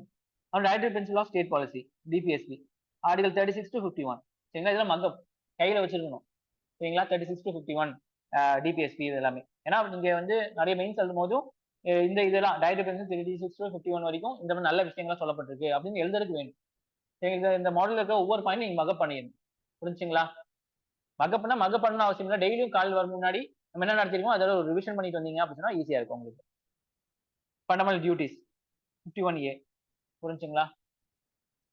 அப்புறம் செக்குலர் ஸ்டேட், இதுல செக்குலர் ஸ்டேட் பத்தி சொல்ல 25 to 30 வரைக்கும். யூனிவர்சல் அடல்ட் பிரான்சைஸ், யூஏஎஃப்னு சொல்லுவாங்க. இதுல வந்து வயசுக்கு வந்தவங்க எல்லாருமே வந்து ஓட்டு போடுறது. இது ஏன் முக்கியம்னு சொல்றாங்க அப்படின்னா இதுக்கு முன்னாடி வரைக்கும் பெண்களுக்கு ஓட்டு உரிமை இல்லை, படிச்சவங்களுக்கு மட்டும் தான் ஓட்டுரிமை இருந்திருக்கு. இளம் வச்சவங்களுக்கு மட்டும் தான் ஓட்டுரிமை இருந்திருக்கு. அதே மாதிரி உங்களுக்கு வந்து ப்ரொஃபசர்ஸ்க்கு மட்டும் தான் ஓட்டுரிமை இருந்திருக்கு. நம்ம ஹிஸ்டரி பார்க்கும்போது. புரிஞ்சுங்களா? அப்போ வந்து ஃபர்ஸ்ட் வந்து நம்ம இந்தியால தான் வந்து என்ன செஞ்சிருக்காங்க? எல்லாத்துக்கும் வயது வந்தவங்களுக்கு எல்லாத்துக்கும் ஓட்டுரிமை இருக்குங்கிற மாதிரி கொண்டு வந்திருக்காங்க. புரிஞ்சுங்களா? அதே மாதிரி சிங்கிள் சிட்டிசன்ஷிப். சரிங்களா? தனி இல்ல. இதே வந்து யுஎஸ்ஏல பார்த்தீங்கன்னா டபுள் சிட்டிசன்ஷிப் உங்களுக்கு. அந்த மாகாணங்களுக்காரங்களுக்கும் சிட்டிசன்ஷிப் இருக்கும். அந்த யுஎஸ்ஏக்கும் சிட்டிசன்ஷிப் இருக்கும். சரிங்களா? 2 சிட்டிசன்ஷிப் இருக்கும். இந்தியாவை பொறுத்தவரை சிங்கிள் சிட்டிசன்ஷிப். அதே மாதிரி இண்டிபெண்டன்ட் பாடிஸ். சரிங்களா? கேக், யுபிஎஸ்சி எல்லாம் வந்து அரசை சார்ந்தது இல்ல. அரசுக்கும் இதுக்கும் சம்மந்தம் இருக்காது. சரிங்களா? ஸோ இவங்களுக்கு தனி சம்பளம் இருக்கும். இவங்களுக்கு தனி அதிகாரம் இருக்கும். ஸோ அரசு சொல்ற பேச்சு இவங்க கேட்கணும்னு அவசியம் இல்ல. அதனால தைரியமா இவங்க வந்து இவங்களோட விஷயத்துல நடத்துவாங்க. Emergency provision. அவசர கால நிலை. இப்போ பார்ட் 18ல இருக்கு. பார்ட் 18ல. ஆர்டிகல் இல்ல, பார்ட் 18 ஞாபகம் வச்சுக்கோங்க. அதே மாதிரி 3 tier government. Central, state, panchayat, municipal, urban இந்த மாதிரி சொல்றாங்களா அதான் 3 டயர் கவர்மெண்ட் சொல்லுவாங்க இந்தியால. இதெல்லாம் வந்து ஃபேஸஸ் ஆஃப் இந்தியன் கான்ஸ்டிடியூஷன். இதெல்லாம் எழுதுங்கன்னு சொல்லிட்டு 5 மார்க் 10 மார்க் மொட்டுக்கா ஒரு கொஸ்டின் கேட்டுருவாங்க. சரிங்களா? ஸோ இப்போ ஸ்கூல்லாம் படிப்போம்ல, நம்ம வந்து மகப் பண்ணுவோம்ல, அந்த மாதிரி நீங்க இதெல்லாம் மகப் பண்ணிடணும். புரிஞ்சுங்களா? ஸோ மெயின்ஸுக்கு தான் மோஸ்ட்லியா நம்ம படிக்கிறோம். பிலிம்ஸுக்கும் இதுல இருந்து கொஸ்டின்ஸ் கேட்பாங்க. ஓகேவா? இந்த ஆங்கிளா படிச்சுங்க நீங்க. அப்பதான் ஈஸியா வந்து எழுதும் போது யோசிக்காம எழுதுற மாதிரி. ஏன்னா ஒரு இப்போ இங்க 3 மணி நேரம் கொடுப்பாங்கன்னு நினைக்கிறேன் மெயின்ஸுக்கு. சரிங்களா? இப்போ 3 மணி நேரம் கேட்கும்போது ஒரு ஒரு கொஸ்டினுக்கு 7 நிமிஷம் 8 நிமிஷத்துக்குள்ள பதில் சொல்ற மாதிரி இருக்கும். இப்போ இதெல்லாம் எவ்வளோ ரெடிமேடா நீங்க வச்சா மட்டும் தான் வந்து ஆன்சர் எழுத முடியும். அதனால ஒரு தடவை எழுதிக்கிங்க. நீங்க வீட்டுக்கு போயிட்டு இதெல்லாம் வந்து நோட்ஸ் எடுத்து வச்சுக்கோங்க ஒரு டைம். நீங்க அதுவும் எழுத்து பிராக்டிஸா இருக்கும். இப்போ நீங்க தமிழ் எழுதுறீங்கன்னா தமிழுக்கும் உங்களுக்கு பிராக்டிஸா இருக்கும். சரிங்களா? தமிழ் படிக்கிறவங்க தமிழ் எழுதும்போது தமிழுக்கும் ஒரு பிராக்டிஸ் இருக்கும். எப்படி இருந்தாலும் தமிழ்ல வந்து இந்த மாதிரி விஷயங்கள்லாம் வச்சு கேட்பாங்க. ஒரு பேராகிராஃப் தான் கேட்பாங்க உங்களுக்கு.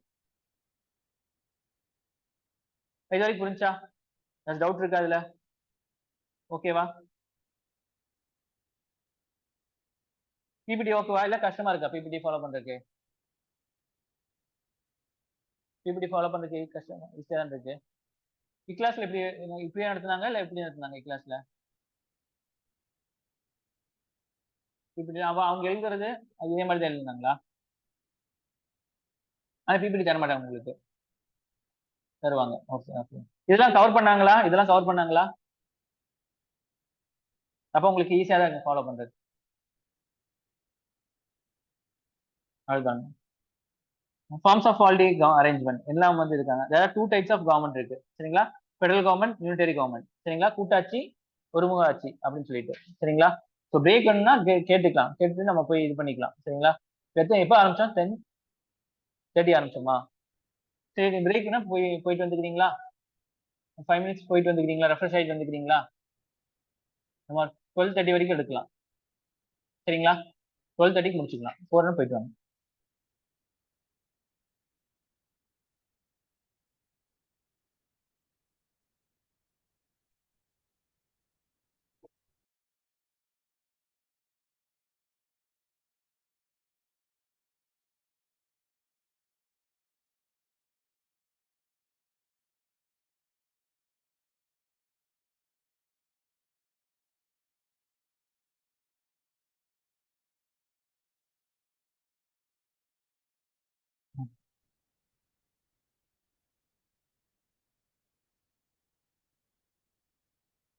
இது வரைக்கும் புரிஞ்சுல?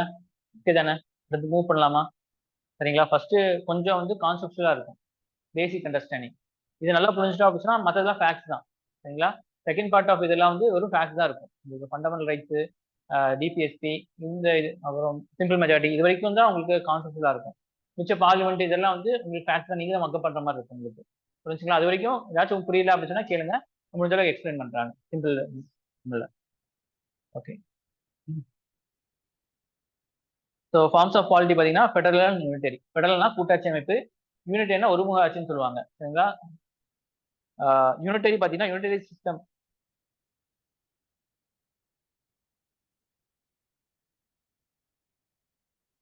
யூனிட்டரி சிஸ்டம் பார்த்தீங்கன்னா it is a governing system which a single central government. ஒரே ஒரு கவர்மெண்ட் தான் இருக்கும் central government. It has total power overall its other political subdivision. சரிங்களா? நிறைய டிவிஷன் இருக்கு அப்படின்னா இது ஒரு சென்ட்ரல் அப்படின்னா ஸ்டேட்ஸ் 1, 2, 3 இருக்கு அப்படின்னா இது எல்லா கண்ட்ரோலும் இதுகிட்ட தான் இருக்கும். புரிஞ்சுங்களா? உங்க யாரும் இதை தாண்டி பேச முடியாது. இதுதான் யூனிட்டரி சிஸ்டம் சொல்லுவாங்க. புரியுதா? இதே ஃபெடரலிசம் பாத்தீங்கன்னா இது system of polity in which power is divide between union and centre. சரிங்களா? இப்போ சென்டர் அப்படி சொன்னா ஸ்டேட், 1 2 3 அப்படின்னு சொன்னா ரெண்டு பேருக்கும் பவர் ஷேரிங் இருக்கும். சரிங்களா? பவர் ஷேரிங் இருக்கும். புரியுதுங்களா? இங்க வந்து சிக்கு வந்து S1 S2 எல்லாத்துக்கும் ஒரே இதுதான். சரிங்களா? இவர் தான் வந்து எல்லாருமே மாதிரி. இங்க எல்லாத்துக்கும் ஈக்குவல் பவர் இருக்கும் சில விஷயங்கள மட்டும். சரிங்களா? பெஸ்ட் எக்ஸாம்பிள் யூகே வந்து யூனிட்டரி கவர்மெண்ட்டுக்கு ஒரு எக்ஸாம்பிள். சரிங்களா? சரிங்க, ஒருமுக ஆட்சியோட எக்ஸாம்பிள் யாரு? யூகே.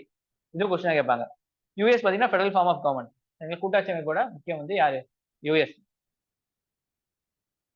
இப்போ யூனிட்டரி சிஸ்டம்னா என்ன, ஃபெடரல் சிஸ்டம்னா என்ன, அதோட குணங்களை வச்சுதான் அது வந்து என்ன கவர்மெண்ட் நம்ம சொல்ல முடியும். புரிஞ்சுங்களா? ஸோ அப்ப என்ன குணங்கள் இருக்கு அப்படிங்கறத மட்டும் நம்ம பார்த்து வச்சுக்கலாம். Single government. சரிங்களா? ஒரே ஒரு கவர்மெண்ட் மட்டும் தான் இருந்துச்சு அப்படின்னா அது யூனிட்டரி சிஸ்டமோட ஒரு அமைப்பு தான். அது constitution will be written or unwritten. இங்க ரிட்டனா இருக்கலாம், அன்ரிட்டனா இருக்கலாம். இதுல என்ன கொஸ்டின் கேட்டிருப்பாங்க அப்படின்னா யூனிட்டரி கவர்மெண்ட்ல வந்து ரிட்டனா இருக்கிற மட்டும்தான் வந்து யூனிட்டரி கவர்மெண்ட் சொன்னாலும் தப்பு. நாட் ரிட்டன் அன்ரிட்டனா இருந்தா மட்டும் தான் யூனிட்டரி கவர்மெண்ட் சொன்னாலும் தப்பு. ரிட்டனா இருந்துக்கலாம், அன்ரிட்டனா இருந்திருக்கலாம், மேபியா இருந்திருக்கலாம். சரிங்களா? No division of power. சரிங்களா? டிவிஷன் ஆஃப் பவர் இருக்காது. சென்ட்ரல் கவர்மெண்ட் தான் மொத்த பவர் இருக்கும், மத்தவங்க யாருக்கும் எந்த பவர் இருக்காது. அதே மாதிரி constitution may be supreme, not may be supreme. சரிங்களா? கான்ஸ்டியூஷன் வந்து மேலா இருக்கலாம், கீழே இருக்கலாம். சரிங்களா? சரிங்களா? ஸோ இதெல்லாம் முக்கியம். மேபின்னு சொன்னாலே வந்து அப்படி இருக்கலாம், இப்படி இருக்கலாம் அப்படி அர்த்தம். அப்போ நம்ம ஆன்சர் இல்ல ட்ரூ ஆர் ஃபால்ஸ்ல எப்படி கேட்டாலுமே வந்து நம்ம தப்பு போடுற மாதிரி தான் இருக்கும் மேபின்னு கேட்டதுனால. மேபின்னு மட்டும் வந்தா மட்டும் தான் நம்ம ரைட் போடணும். புரிஞ்சுங்களா? ஒரு ஸ்டேட்மெண்ட் அடிச்சு சொன்னாலும் தப்பு, தப்பா சொன்னாலும் தப்பு. இப்ப என்ன சொல்லலாம்? கான்ஸ்டியூஷன் இஸ் சுப்ரீம் அப்படின்னு சொன்னாலும் தப்பு, கான்ஸ்டியூஷன் இஸ் நாட் சுப்ரீம் சொன்னாலும் தப்பு தான். சரிங்களா? சோ அப்ப என்ன அர்த்தம்? Constitution May R may not supreme அப்படின்னு சொல்லி கேட்டா கரெக்ட்னு சொல்லி போடுற மாதிரி இருக்கும். புரியுதுங்களா? சோ இப்படிதான் உங்களுக்கு கொஸ்டின் வைப்பாங்க. அட்வான்ஸ்டா கொஸ்டின் கேட்டாங்க அப்படின்னு சொன்னா யூபிஎஸ்சில இப்படிதான் கொஸ்டின் கேட்பாங்க. அதே தான் இங்க நம்ம எதிர்பார்க்கலாம். இங்க கொஸ்டினுக்கும் constitution can be rigid or flexible. சரிங்களா? ரிஜிடாவும் இருக்கலாம், ஃபிளெக்சிபிளா இருக்கலாம். அதே மாதிரி தான் judiciary may be independent or may not be independent. Maybe தான் இங்க எல்லாமே. சரிங்களா? யூனிட்டரி சிஸ்டத்துக்கு மேபி தான். Legislature may be bicameral, unicameral. Bicameral, unicameral அப்படின்னா மேலவை கீழவை. பைனா ரெண்டு, யூனினா ஒண்ணு. சரிங்களா? இப்போ மேலவை கீழவை வந்து ராஜ்யசபா லோக்சபா இருக்கா? இது ஸ்டேட்டுக்கும் இருக்கு. தமிழ்நாட்டுல இல்ல, முன்னாடி இருந்துச்சு, இப்ப இல்ல. சரிங்களா? ஸோ மற்ற ஸ்டேட்ஸ், சில ஸ்டேட்ஸ் 7 ஸ்டேட்ஸ்க்கு என்னமோ இருக்கு, 6 ஸ்டேட் ஜம்மு காஷ்மீர் இருக்காங்க அப்படின்னா 6 ஸ்டேட்ஸுக்கு பைகேமரல் இருக்கு. சரிங்களா? ஒரு மேலவை கீழவை இருக்கு. கீழவைக்கு தான் நம்ம தேர்ந்தெடுத்து நம்ம ஓட்டு போட்டு கொண்டு வரோம். மேலைக்கெல்லாம் வந்து நம்ம நாமினேட் பண்ணி கொண்டு போகலாம், இல்ல யாராச்சும் நல்ல அறிவாளிகள் இருந்தா கொண்டு போகலாம். இப்ப சச்சின், இப்போ நிறைய பேர் வந்து அப்படிதான் போயிருக்காங்க. சரிங்களா? ஆக்டர்ஸ் அந்த மாதிரிலாம் போயிருக்காங்க உள்ள. நல்லா அவங்க என்ன செஞ்சிருக்கணும்? நம்ம இந்தியாவுக்காக நிறைய விஷயங்களை கண்ட்ரிபியூட் பண்ணிருக்கணும். அப்பதான் அவங்களை வந்து உள்ள ஏத்துக்குவாங்க. இப்ப ராஜ்யசபா எலெக்ஷன் நடந்துச்சுல, அவங்க மேலவே போறவங்களும் இருக்காங்க. இப்ப ஃபெடரல் ஃபியூச்சர் கூட்டாட்சியில வந்து ரிட்டன் கான்ஸ்டியூஷன் இருக்கும் கண்டிப்பா. மேபி எல்லாம் கணக்கு இல்ல. ரிட்டன் இருந்தா மட்டும் தான் நீங்க ஃபெடரல் ஃபியூச்சர் அப்படின்னு சொல்லி டிக் பண்ணணும். புரிஞ்சுங்களா? மல்டிபிள் லெவல் ஆஃப் கவர்மெண்ட் இருக்கும். அதாவது ஸ்டேட், சென்ட்ரல், பஞ்சாயத்து இந்த மாதிரி நிறைய இருக்கும். ரிஜிட் கான்ஸ்டியூஷன், கான்ஸ்டியூஷன் ரிஜிடா இருக்கும். அப்போ ஒண்ணு மாற்றம் செய்ய கொண்டு வந்தோம்னா எல்லா ஸ்டேட்டும் சேர்ந்து கையெழுத்து போடுற மாதிரி இருக்கும். புரிஞ்சுங்களா? Independent judiciary. ஜுடிஷியரி வந்து கவர்மெண்ட் கீழே வராது, தனியா தான் இருக்கும். அவங்களுக்கு தனியே சம்பளம், தனியே பவர் எல்லாமே இருக்கும். Dual polity. சரிங்களா? டியூவல் பாலிட்டி இருக்கும். சென்ட்ரல் கவர்மெண்ட், ஸ்டேட் கவர்மெண்ட் இருக்கும். சரிங்களா? அப்ப ஃபெடரல் அப்பதானே ஃபெடரலா இருக்கும். சிங்கிள் பாலிட்டி தான் ஃபெடரல் இருக்காதுல்ல. ஸ்டேட் கவர்மெண்ட்டுக்கும் தனியே இருக்கும். டிவிஷன் ஆஃப் பவர்ஸ் ஸ்டேட் கவர்மெண்ட்டுக்கும் இதுல கொடுத்துருப்பாங்க. உங்களுக்கு எத்தனாவது ஸ்டேட்ல வந்து பவர் பிரிச்சு கொடுத்துருக்காங்க லிஸ்ட்? எத்தனாவது ஷெட்யூல் வருது? அது 7th ஷெட்யூல்ல வருது. 7வது ஷெட்யூல்ல யூனியன் லிஸ்ட், ஸ்டேட் லிஸ்ட், அப்புறம் என்னென்ன கன்சர்ன் லிஸ்ட் 3 கொடுத்துருக்காங்க. சரிங்களா? அப்பப்போ நீங்க பாயிண்ட் வரும்போதே நீங்க ஞாபகம் வச்சுக்கணும். அப்பப்போ கண் பண்ணி படிக்கணும். சரிங்களா? ஒண்ணுன்னா அப்படியே கண்ண மூடிட்டு அது மட்டும் படிச்சுட்டு இருக்க கூடாது. இதுனா இது, இதுதான் இது அப்படி கனெக்ட் பண்ணி படிச்சுட்டே இருந்தா தான் ஆக்டிவ் ரீகாலிங் சொல்லுவாங்க இதுக்கு. அப்பதான் எக்ஸாம்லயும் ஆக்டிவ் ரீகாலிங் பண்ணாதான் கொஸ்டின் ஆன்சர் பண்ண முடியும். இதெல்லாம் மெத்தட்ஸ். நீங்க படிக்கும் போதே நீங்க வந்து கேள்வி கேட்டு ஆன்சர் சொல்லி அப்படி போனாதான் வந்து ஈஸியா இருக்கும். அடுத்து சுப்ரீமேசி ஆஃப் கான்ஸ்டியூஷன். இங்க வந்து கான்ஸ்டியூஷன் தான் பெருசு எல்லாமே. சரிங்களா? அடுத்து பைகாமலிசம். சரிங்களா? பைகாமலிசம் மேலவை கீழவை ரெண்டுமே இருக்கும். அடுத்து கேரக்டர்ஸ் ஆஃப் ஃபெடரலிசம். ஃபெடரலிசத்தோட கேரக்டரிஸ்டிக்ஸ் என்ன அப்படின்னு பாத்தீங்க அப்படின்னா 2 or more level of government, generally federal, provincial government சொல்லுவாங்க. provincial ஸ்டேட் கவர்மெண்ட், ஃபெடரல்னா சென்ட்ரல் கவர்மெண்ட். அதே மாதிரி each tier of own jurisdiction இருக்கும். சரிங்களா? Each tier in specific matter legislation, taxation, administration இந்த 3 விஷயம் சட்டத்தை இயற்றுவதில், டாக்ஸ் போடுறதுல, நிர்வகிக்கிறதுல மூணுத்துக்குமே வந்து அவங்களுக்குன்னு தனி ஏரியா இருக்கும். இப்போ தமிழ்நாடுனா தமிழ்நாட்டுக்கு எல்லாமே, கேரளானா கேரளாக்குன்னு இருக்கும். சரிங்களா? பஞ்சாயத்துனா பஞ்சாயத்து, அந்த பஞ்சாயத்துக்குன்னு தனியான ஒரு ஏரியா இருக்கு. சரிங்களா? அவங்களுக்குன்னு இருக்கும். இப்போ சென்ட்ரல் கவர்மெண்ட் தமிழ்நாட்டுக்கு வந்து எதுவும் பண்ண முடியாது. சரிங்களா? தமிழ்நாட்டுல என்ன உங்களுக்கு வரி போடணுங்கிறது சென்ட்ரல் கவர்மெண்ட் சொல்லக்கூடாது. இந்த ஃபெடரல் பாலிட்டியில. அந்த தமிழ்நாடுக்கான தான் வந்து சூஸ் பண்ணணும். புரிஞ்சுங்களா? அதுக்கு அவங்களுக்கும் உங்களுக்கும் தனிப்பட்ட ஏரியா இருக்கு. பிரிச்சு கொடுத்துருக்காங்க. The existence of authority of each tier of government is constitutionally guaranteed. சரிங்களா? உடனடியா வந்து நீக்கிட முடியாது. இப்போ வந்து பஞ்சாயத்து, இங்க சிஎம், கூட்டாட்சியில வந்து தமிழ்நாடோட சிஎம், இதெல்லாம் வந்து கான்ஸ்டிடியூஷன்ல சொல்லப்பட்டிருக்கு. புரிஞ்சுங்களா? கான்ஸ்டிடியூஷன் சொல்லப்படலன்னா சென்ட்ரல் கவர்மெண்ட் என்ன சொன்னா தூக்கிடலாம் ஈஸியா. ஆனா அப்படிலாம் தூக்க முடியாது. புரிஞ்சுங்களா? கான்ஸ்டிடியூஷன்ல சொல்லப்பட்டிருக்கு. The fundamental provision of the constitution cannot be unilaterally changed by the one level of government. Central government நினைச்சா மட்டும் சுப்ரீம் கான்ஸ்டிடியூஷன்ல மாற்றம் கொண்டு வர முடியாது. ஸ்டேட் கவர்மெண்ட்டும் என்ன செய்யணும்? ஒத்துக்கணும். அப்பதான் வந்து மாற்றம் கொண்டு வர முடியும். சரிங்களா? Such changes requires consent of both level of government. சரிங்களா? ரெண்டு கவர்மெண்ட் லெவல்லையும், ஸ்டேட் சென்டரும் ஒரு கான்ஸ்டிடியூஷன்ல மாற்றம் கொண்டு வந்தா ரெண்டு பேரும் வந்து ஒத்துக்கிட்டா மட்டும் தான் கொண்டு வர முடியும். எடுத்துக்காட்டு ஜிஎஸ்டி. ஜிஎஸ்டி நடைமுறைப்படுத்துறதுக்கு ஸ்டேட் கவர்மெண்டோடதும் தேவை, சென்ட்ரல் கவர்மெண்டோடதும் தேவை. சென்ட்ரல் கவர்மெண்ட் மட்டுமே நினைச்சா ஜிஎஸ்டி கொண்டு வந்துருக்க முடியாது. புரியுதா?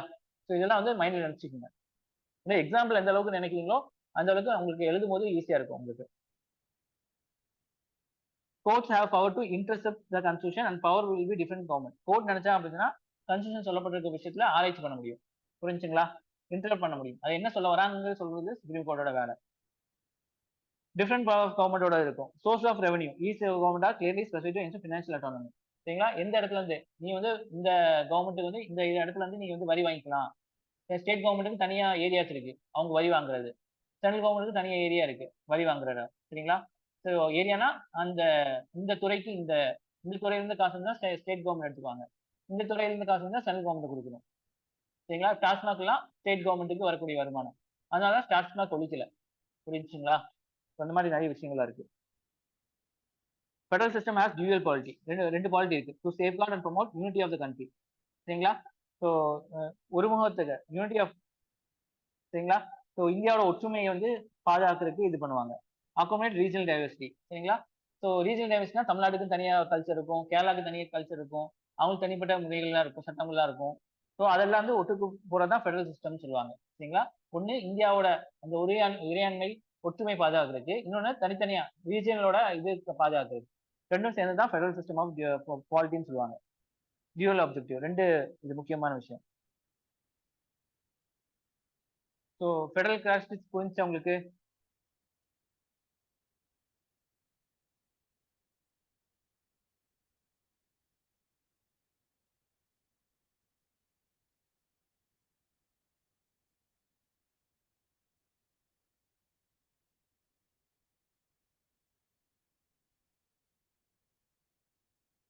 இப்போ ஃபெடரலிசம் இன் இந்தியா, இந்தியாவில் பார்த்தீங்க அப்படின்னா இந்தியன் ஃபெடரலிசம் குவாசி ஃபெடரல் டைப்னு சொல்லுவாங்க. குவாசினா வந்து அப்படி இல்லை இப்படி இல்லை. சரிங்களா? குவாசி ஜுடிஷியல் அப்படின்னு சொல்லுவாங்க. அப்படின்னா என்ன அர்த்தம்? ஜட்ஜ் மாதிரி இல்லை, அவங்களுக்கு ஜட்ஜோட சில விஷயங்கள் இருக்கும், குணங்கள் இருக்கும். அதான் குவாசின்னு சொல்லுவாங்க. புரிஞ்சுங்களா? சில வேர்ட்லாம் வந்து நம்ம தமிழ்ல எழுத முடியாது, இங்கிலீஷ்ல தான் எழுதணும். இப்போ நீங்க ஆன்சர் எழுதுனீங்கன்னா தமிழ்ல எழுதுனீங்கன்னா பிராக்கெட்ல இங்கிலீஷ்ல எழுதிக்கணும். ஏன்னா நம்ம வந்து ஆன்சர் ரிலேட்டடா நமக்கு ரெண்டுமே தெரியும். ஏன்னா இப்போ பொதுவா வந்து இங்கிலீஷ், இப்போ பொதுவா நிறைய யூடியூப் சேனல்லாம் போட்டிருப்பாங்க, உங்களுக்கு தெரியும்.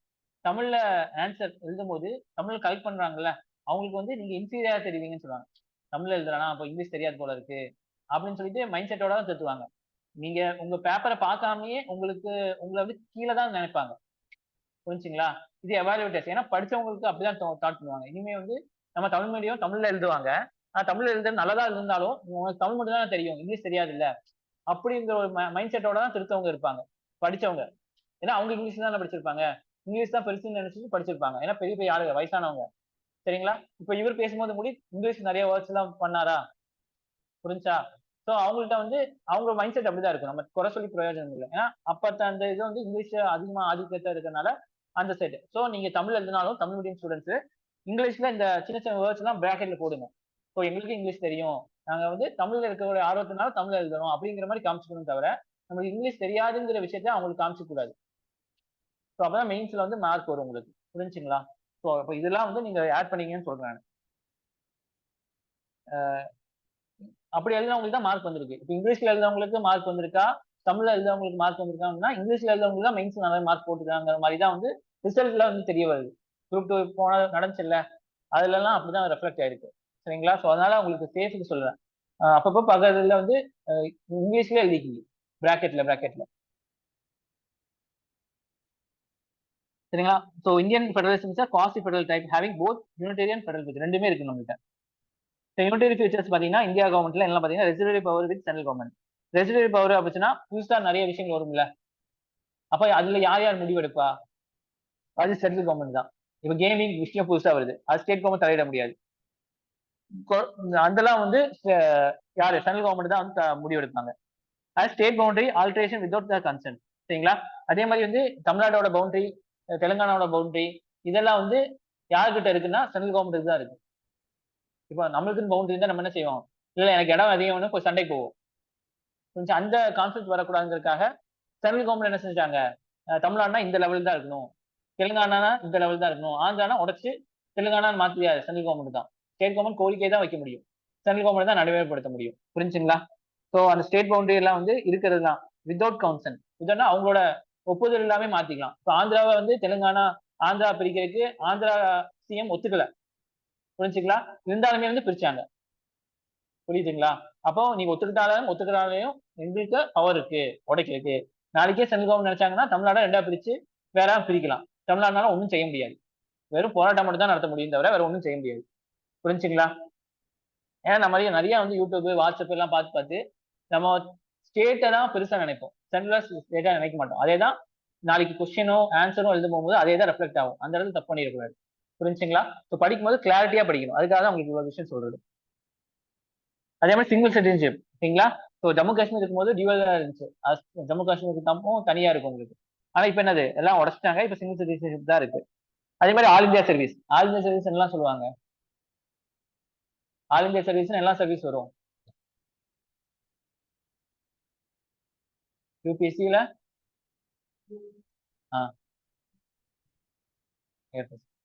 சரிங்களா? ஸோ வித்தியாசம் இருக்கு. நீங்க ஆல் இந்தியா சர்வீஸ் வேற, வேற group B, group A service வேற. புரிஞ்சுங்களா? அதெல்லாம் வந்து அட்மினிஸ்ட்ரேஷன் உங்களுக்கு வரும். சரிங்களா? அதே மாதிரி போஸ்ட் ஆஃப் கவர்னர் ஸ்டேட்டுக்கு ஒரு கவர்னர் வந்து யார் அனுப்பா? சென்ட்ரல் கவர்மெண்ட் அனுப்புவாங்க. சரிங்களா? அதே மாதிரி integrated audit of CAG. CAG என்ன செய்வாங்க? ஒரு இடத்த வந்து ஆடிட் பண்ணுவாங்க. அவங்க சென்ட்ரல் கவர்மெண்ட் ஆளு தான் கேக். கம்ப்யூட்டர் ஆடிட்டர் ஜெனரல் சொல்லுவாங்கல்ல, அவங்க வந்து எவலுவேட் பண்ணுவாங்க. எவலுவேட் பண்ணி என்ன பிரச்சனைன்னு சொல்லுவாங்க. இப்போ தமிழ்நாட்டுக்காரங்கன்னா தமிழ்நாட்டுக்கு சார்பா சொல்லுவாங்க. தமிழ்நாட்டு லஞ்சம் வாங்கிட்டு இது அப்படின்னு சொல்லுவாங்க. ஆனா அப்படி பண்ண முடியாது. கேக்ங்கிறது யூபிஎஸ்சிகளுக்கு உள்ள போறவங்க தான் கேக் உள்ள உட்காந்துருப்பாங்க. சரிங்களா? அவங்க வந்து என்ன செய்வாங்க? இது பண்ணுவாங்க. ஆடிட் பண்ணுவாங்க. ஆடிட்னா என்ன? நீங்க என்ன செலவு பண்ணிருக்கீங்க, என்ன பண்ணிருக்கீங்க, எவ்வளவு ஸ்பெண்ட் பண்ணிருக்கீங்க எல்லாமே கணக்கு காட்டணும். கணக்கு வந்து இவங்க சரி பார்ப்பாங்க. இவங்க ஊழல் பண்ணியிருக்காங்கன்னு சொன்னாங்கன்னா முடிஞ்சுச்சு சோழி. சரிங்களா?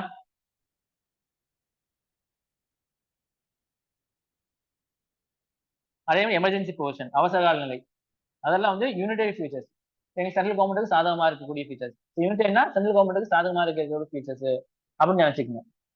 அடுத்து appointment of high court judges by president. சரிங்களா? ஹைகோர்ட் ஜட்ஜ் எல்லாம் பிரசிடென்ட் தான் வந்து நியமனம் பண்ணுவாங்க. அதுவும் யூனிடரி ஃபீச்சர்ஸ் தான். அதே மாதிரி ஆர்டிகல் 1 யூனியன் ஆஃப் ஸ்டேட். சரிங்களா?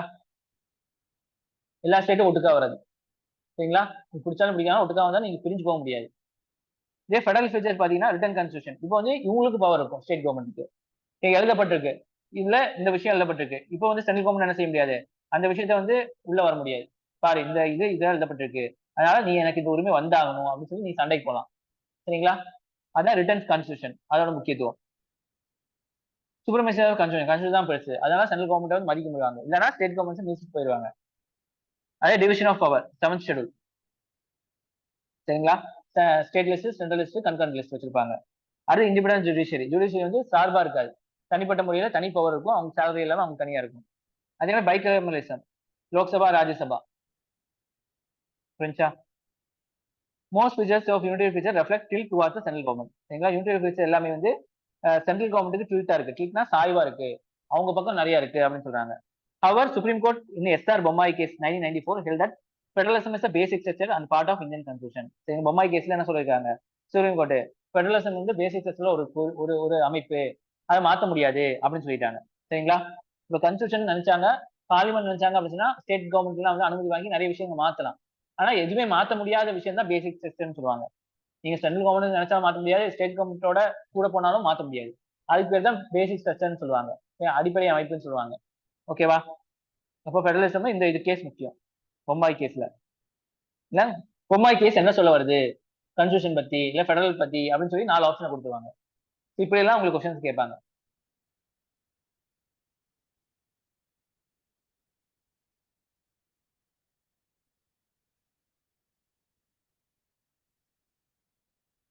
ஓகேவா? இது வரைக்கும் புரிஞ்சா? என்னைக்காச்சும் புரியாம இருக்கா? ஃபெடரலிசம், கேரக்டரு, ஏதாச்சும் டவுட் இருக்கா? உங்களுக்கு புரியுதா? தமிழ் புரியுதா உங்களுக்கு? கோ த்ரூ பண்ண புரியுதா?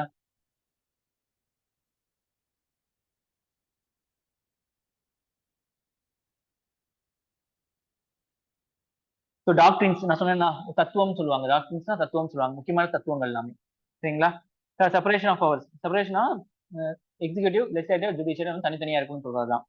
Separation of power is an approach to govern a state. State வந்து கவர்ன் பண்ணக்கூடிய ஒரு ஒரு ஒரு பவர் தான். Under it state government is divided into branches. State government பிரிச்சிருக்காங்க. Each with separate independent power responsibility. என்னலாம் இருக்கு? பவர் வந்து தனியா கொடுத்துருக்காங்க, ரெஸ்பான்சிபிலிட்டி தனியா கொடுத்துருக்காங்க.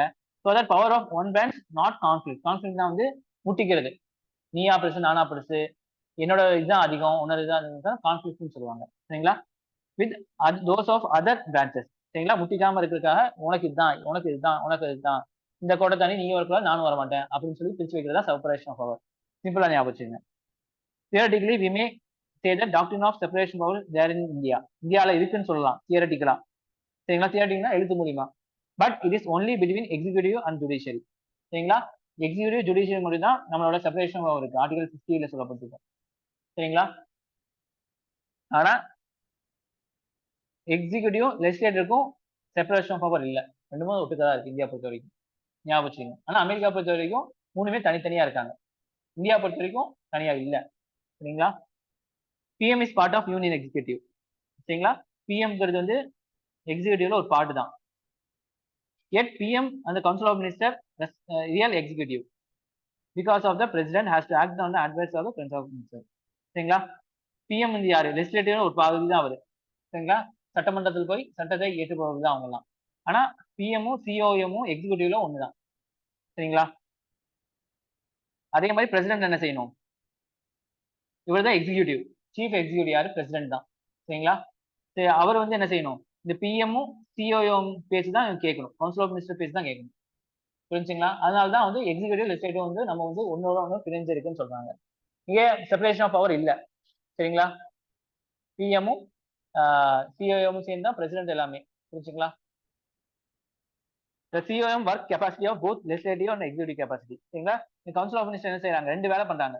லெஜிஸ்லேட்டிவ் ஒர்க் பண்றாங்க, எக்ஸிகியூட்டிவ் ஒர்க் பண்றாங்க. அதாவது சட்டத்தை இயற்றவும் செய்யறாங்க, சட்டத்தை நடைமுறைப்படுத்தவும் செய்யறாங்க. ஓகேவா? which goes against the doctrine of principle அப்படின்னு சொல்றாங்க.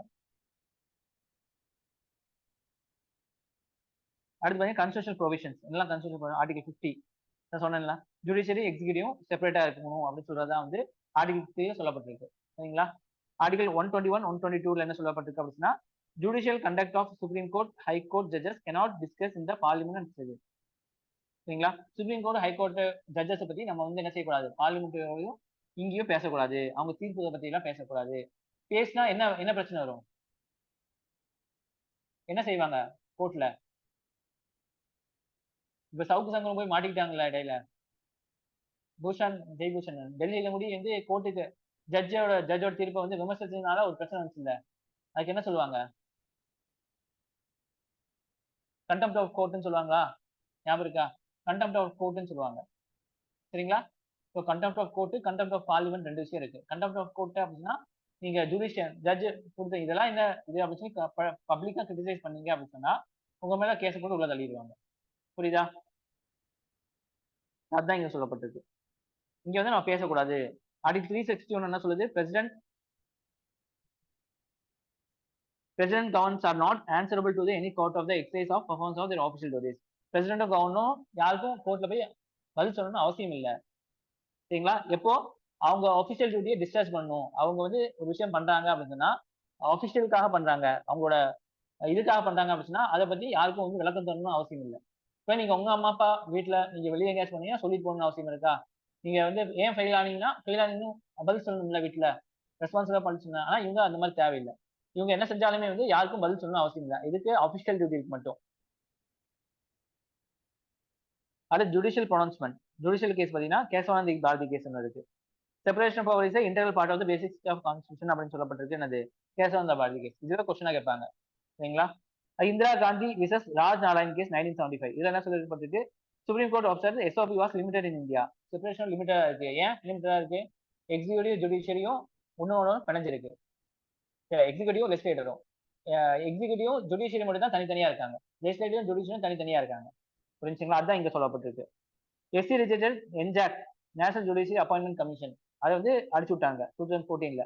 ஏன்னா இண்டிபெண்டன்ட் ஜுடிஷியரியில இருந்து கை வைக்குது அப்படின்னு சொல்லிட்டு. சரிங்களா?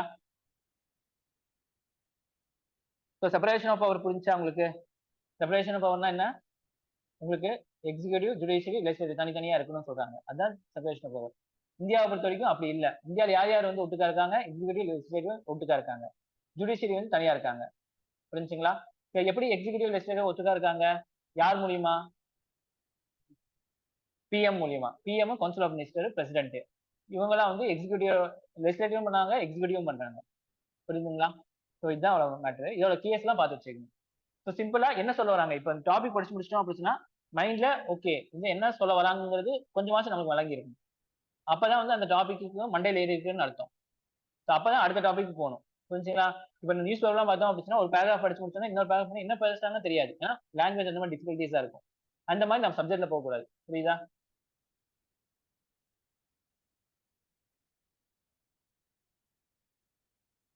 அது doctrines of checks and balance. அடுத்து அது செக்ஸ் அண்ட் பேலன்ஸ்னா வந்து செக் பண்றாங்க. சரிங்களா? ஸோ இங்க இப்போ நான் கிளாஸ் எடுக்க வரேனா இல்லையாங்கிறது அவர் செக் பண்ணுவாரு. நீங்க படிக்கலையா இல்லையான்னு நான் செக் பண்ணுவேன் உங்களையே. சரிங்களா? ஸோ நீங்க கரெக்டா ஃபாலோ பண்றீங்களா உங்க அம்மா அப்பா செக் பண்ணுவாங்க. இதான் செக்ஸ் அண்ட் பேலன்ஸ் இருக்குன்னு அர்த்தம். இப்போ எந்த இடத்துல யாரும் இப்போ நான் வரலாம் விட்டேன்னா நீங்க படிக்க முடியாது. அப்ப யார் கம்ப்ளைண்ட் பண்ணும்? உங்க அம்மா அப்பாவோ நீங்களோ வந்து அவர்கிட்ட கம்ப்ளைண்ட் பண்ணணும். நீங்க வரல அப்படின்னு சொன்னா நான் யார்கிட்ட கம்ப்ளைண்ட் பண்ணும்? அவர்கிட்ட கம்ப்ளைண்ட் பண்ணும், அவர்கிட்ட கம்ப்ளைண்ட் பண்ணும். ஸோ ஒருத்தர் இல்லைன்னா இன்னொருத்தர் நம்ம கம்ப்ளைண்ட் பண்ணலாம். ஸோ நான் அவருக்கு பயந்து வராம இருக்க மாட்டேன். அவருக்கு பயந்து வந்து என்ன செய்வேன்? நல்லபடியா இருப்பேன். நீங்க என்ன செய்வாங்க? அம்மா அப்பாவுக்கு பயந்து நீங்க கிளாஸ் அட்டன் பண்ணுவீங்க. ஸோ இவருக்கும் நீங்க ரெஸ்பான்சிபிலிட்டியா இருப்பீங்க. இதான் செக்ஸ் அண்ட் பேலன்ஸ் சொல்லுவாங்க. சரிங்களா? Checks and balance is a principle of government under which separate branches are empowered to prevent action against one other branch or inducing share power. சரிங்களா? So ஒருத்தர் வந்து என்னது? எக்ஸிக்யூட்டிவ் லெஜிஸ்லேட்டர் ஜுடிஷியரி ஒருத்தர் வந்து வரம்பு மீற மாட்டாங்க. அவங்க வேலையில இவங்க தலையிட மாட்டாங்க, இவங்க வேலையில அவங்க தலையிட மாட்டாங்க. அப்படி தலையிட்டா என்ன செய்யணும் அப்படிங்கறதெல்லாம் சொல்லப்பட்டிருக்கும். அதான் செக்ஸ் அண்ட் பேலன்ஸ் சொல்லுவாங்க. புரியுதுங்களா? யார் ஒருத்தர் தப்புனாலுமே இன்னொருத்தவங்க தட்டி கேட்பாங்க. இப்போ வந்து லெஜிஸ்லேட்டர் என்ன செஞ்சாங்க? ஃபார்ம் பில் கொண்டு வந்தாங்க, நிறைய ஆக்ட் கொண்டு வந்தாங்க, எலக்ட்ரல் பாண்ட் கொண்டு வந்தாங்க. இது தப்புன்னு சொல்லிட்டு யார் சொன்னா? ஜுடிஷியரி வந்து தப்புன்னு சொல்லி தலையில கொண்டு வச்சு வேணாம்னு சொல்லிட்டாங்க. இதுதான் செக்ஸ் அண்ட் பேலன்ஸ். புரியுதா? Checks and balance are applied primary இந்த கன்ஸ்டியூஷனல் கவர்மெண்ட். சரிங்களா? கன்ஸ்டியூஷன் எந்த கவர்மெண்ட் இருக்கோ அங்கதான் இது வந்து செயல்படுத்தப்பட முடியும் அப்படின்னு சொல்றாங்க. Their fundamental importance in tripartite government such as US. சரிங்களா? யூஎஸ்ல தான் முக்கியம். செப்பரேஷன் ஆஃப் பவர் எக்ஸிக்யூட்டிவ் ஜுடிஷியல்லாம் இருக்கனால யூஎஸ்ல நல்லா ஒர்க் ஆகும் அப்படின்னு சொல்றாங்க. இந்தியாவில் பாத்தீங்கன்னா checks and judiciary judiciary check பண்றது எப்படின்னு பாத்தீங்கன்னா judges of supreme court high court R appoint by executive. யார் பிரசிடென்ட்? இந்த எக்ஸிக்யூட்டிவ் யார்? பிரசிடென்ட். இப்போ பிரசிடென்ட் தான் வந்து ஜட்ஜை அப்பாயின்ட் பண்றாங்க. எங்க? ஹைகோர்ட்டுக்கும் சுப்ரீம் கோர்ட்டுக்கும். இந்த மூலியமா நம்ம என்ன செய்யலாம்? நம்ம ப்ராப்பரான ஆள் கொண்டு வரலாமா? அவங்க வந்து தப்பான வழியில் போக மாட்டாங்க. ஏன்னா ஜுடிஷியல ஒரு ஒரு இது சொல்லிட்டாங்க அப்படின்னா அது முக்கியமா மாறிடும். அப்ப தப்பான ஆள் கையில தப்பான நடவடிக்கை வர முடியாதுல்ல. அதை சொல்றாங்க. But they may be remove only if they are impeach by parliament. ஆனா அவங்க வந்து என்னது பிரசிடென்ட் நினைச்சா ரிமூவ் பண்ண முடியாது. பார்லிமெண்ட் இம்பீச் பண்ணாதான் முடியும். இம்பீச் பண்ணா அங்க எல்லாருமே ஓட்டு போட்டு வேண்டாம் அப்படின்னு ஒதுக்கி வைக்கணும். அதான் இம்பீச்மெண்ட் சொல்லுவாங்க. ஸோ அப்பாயிண்ட் பண்ற ஒருத்தர், ரிமூவ் பண்றவங்க பார்லிமெண்ட். இதுவே கொஸ்டினா கேட்பாங்க உங்களுக்கு. அது sex on executive. The executive is responsible to the legislator and functioning. சரிங்களா? ஸோ எக்ஸிக்யூட்டிவ் தான் ரெஸ்பான்சிபிள் லெஜிஸ்லேட்டருக்கு. சரிங்களா? சட்டத்தை லெஜிஸ்லேட்டர் மினிஸ்டர்ஸ்க்குலாம் ஐஏஎஸ் ஆஃபீஸர்லாம் வந்து எனது ரெஸ்பான்சிபிள். அதனால தான் கீழே இருப்பாங்க. புரிஞ்சுங்களா? Text by judicial and legislative executive எப்படி? So tool of judicial review use of doctrine of basic structure. சரிங்களா? ஜுடிஷியல் ரிவ்யூனா இது செல்லுபடி ஆகுமா செல்லுபடி ஆகாதா பார்க்கதான் ஜுடிஷியல் ரிவ்யூன்னு சொல்லுவாங்க. சரிங்களா? ஓகேவா? இதுதான் டாக்டரின் ஆஃப் செக்ஸ் இம்பேலன்ஸ். ஓகேவா? புரிஞ்சா? ஏதாச்சும் டவுட் இருக்கா? அடுத்து போலாமா?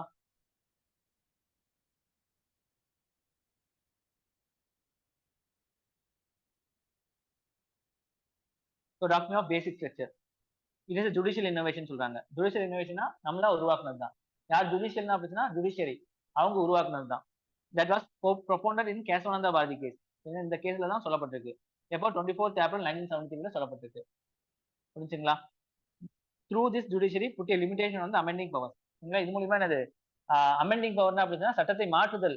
நான் வந்து என்ன செய்யறாலும் கான்ஸ்டியூஷனை மாற்றுவேன் அப்படின்னு சொல்றதா அமெண்டிங் சொல்லுவாங்க. அதை வந்து மாற்றக்கூடாதுன்னு சொல்றதுக்காக தான் இந்த பேசிக் கொண்டு வந்திருக்காங்க. So that basic structure of the constitution can't be amended under article 368. பொதுவா வந்து கான்ஸ்டியூஷன் வந்து ஆர்டிகல் 368 கீழே மாற்றம் செய்யலாம் அப்படின்னு சொல்றதுதான் உண்மையானது. சரிங்களா? ஆனா இந்த இடத்துல சில பேசிக் ஸ்ட்ரக்சர்னு சொல்லுவாங்க. இந்த விஷயத்த இது கீழே கூட நீ அமெண்ட்மெண்ட் பண்ண முடியாதுன்னு சொல்றதுதான் இந்த பேசிக் ஸ்ட்ரக்சர் டாக்டர். புரிஞ்சா? அப்போ இந்த கான்ஸ்டியூஷன் மாற்றம் செய்யணும்னா எத்தனாவது ஆர்டிகல் மூலமா மாற்றம் செய்யலாம் அப்படின்னு சொல்லி ஒரு கொஸ்டின் கேட்கவே வாய்ப்பு இருக்கு. இல்ல ஆர்டிகல் 368 எதுக்காக கொண்டு வரப்பட்டிருக்கு அப்படின்னு சொல்லப்பட்டிருக்கு ஒரு கொஸ்டின் வரும். இந்த ஆர்டிகல் 368 மூலியமா நம்ம வந்து பேசிக் சிஸ்டம் மாற்றம் பண்ண முடியுமா அப்படின்னு சொல்லி கொஸ்டின் கேட்கலாம். இந்த மாதிரி நிறைய கொஸ்டினை உங்க மேல த்ரோ பண்ணலாம். புரிஞ்சுங்களா? Court held that no part of the constitution was beyond the parliament amending power. சரிங்களா? ஸோ கான்ஸ்டியூஷன் எல்லாமே வந்து நம்ம அமெண்ட் பண்ணிக்கலாம், மாற்றம் கொண்டு வந்துக்கலாம். But basic system of the constitution can be amended even கான்ஸ்டியூஷன்லயே அமெண்ட்மெண்ட். சரிங்களா? ஆனா பேசிக் சிஸ்டம் மட்டும் நம்ம என்ன பண்ணாலுமே அமெண்ட் பண்ண முடியாது அப்படின்னு சொல்லிட்டாங்க. The power to amend the power to amend is not a power to destroy the constitution. உங்களுக்கு வந்து மாற்றம் பண்ணக்கூடிய வந்து பவர் எதுக்காக கொடுக்கப்பட்டிருக்கு? ப்ரொக்ரெசிவா கொண்டு போறதுக்காக தான் கொடுக்கப்பட்டிருக்கு தவிர கான்ஸ்டியூஷனா டெஸ்ட்ராய் பண்றதுக்காக கொடுக்கப்படல அப்படின்னு சொல்றாங்க. சரிங்களா? The court didn't define the basic structure but only listed in few principles as its main part. சரிங்களா? பேசிக் ஸ்ட்ரக்சர்ங்கிறது லிஸ்ட் எல்லாம் போடல. ஆனா சில தீர்ப்புகள்ல சொல்லப்பட்டிருக்கும். இதெல்லாம் அப்படின்னு சொல்லிட்டு சொல்லப்பட்டிருக்கும். Independence of judiciary basic structure சொன்னேன்ல, அதெல்லாம் வந்து ஒவ்வொன்றா சொல்லப்பட்டிருக்கு. Several such principles have been proposed in the court for time to time. Example, SR Bommai. SR Bommai கேஸ்ல செகுலரிசத்தை வந்து என்ன செஞ்சிருக்காங்க? பேசிக் கொண்டு வந்திருக்காங்க. ஜுடிஷியல் இண்டிபெண்டன்ஸ், ஜுடிஷியல் ரிவ்யூ இன் எல்எஸ் சந்திரகுமார் கேஸ். இந்த கேஸ்ல ஜுடிஷியல் இண்டிபெண்டன்ஸ் பேசிக் சிஸ்டம் சொல்லியிருக்காங்க. ஜுடிஷியல் ரிவ்யூ அந்த பேசிக் சிஸ்டம் சொல்லியிருக்காங்க. இந்த கேஸை பொறுத்து என்ன இதுல சொல்லப்பட்டிருக்கு அப்படின்னு மேட்ச் ஃபாலோயிங் கேட்பாங்க. மேட்ச் ஃபாலோயிங் எப்படி கேட்பாங்க? கேஸ், சரிங்களா, தீர்ப்பு, சரிங்களா, இங்க என்ன கொண்டு வந்திருக்கு? ஸோ பொம்மாய் கேஸ்ல என்ன சொன்னாங்க? பேசிக் சிஸ்டர்ல என்ன பார்ட் வந்து பேசிக் சிஸ்டம் கொண்டு வந்திருக்காங்க அப்படின்னு சொல்லிட்டு மேட்ச் ஃபாலோயிங் கேட்டுருவாங்க. சரிங்களா? அதனால இந்த பாயிண்ட்ல முக்கியம். உங்களுக்கு படிக்கும் போதே இதெல்லாம் நீங்க வந்து கவனமா படிக்கிற மாதிரி இருக்கும். இதெல்லாம் வந்து லெக்ஷன்லயோ மற்ற நோட்ஸ்லயோ இந்த மாதிரிலாம் கொடுத்துருக்க மாட்டாங்க. பொதுவா தான் கொடுத்துருப்பாங்க. கொஸ்டினுக்கு ஏற்ற மாதிரி நம்ம ஆன்சர் படிச்சுக்கணும். புரிஞ்சா இது? பேசிக் சிஸ்டம் புரிஞ்சா என்னன்னு? ஸோ பேசிக் சிஸ்டம்னா ஒன்றும் இல்லை இதுல. சரிங்களா? சில பிரின்சிபல் இது வந்து கான்ஸ்டியூஷன் உயிரோட இருக்கணும்னா இதெல்லாம் தேவை. கான்ஸ்டியூஷன்ல மாற்றம் செய்ய கொண்டு வரலாம். ஆனா கான்ஸ்டியூஷன்ல மாற்றம் செஞ்சு கான்ஸ்டியூஷனே வேண்டாம்னு சொல்லக்கூடாது. எங்கிட்ட பவர் இருக்குன்னு சொல்லி கான்ஸ்டியூஷனே வேண்டாம் அப்படின்னு சொல்லக்கூடாது. சரிங்களா? கான்ஸ்டியூஷன்ல வந்து முக்கியமான விஷயத்த வந்து நீங்க எப்படி பண்ணாலும் மாற்றக்கூடாது அப்படின்னு சொல்றதுதான் பேசிக் ஸ்ட்ரக்சர். நான் அதெல்லாம் மாத்தினீங்கன்னா இந்தியாவா இருக்காது. புரியுதுங்களா? வேற மாதிரி மாறிடும்.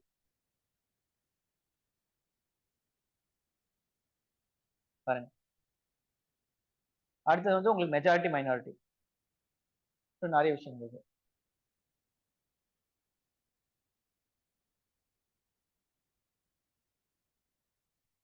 இது வந்து முடிச்சிடலாம். ஃபர்ஸ்ட் யூனிட் இன்னைக்கு முடிச்சிடலாம்.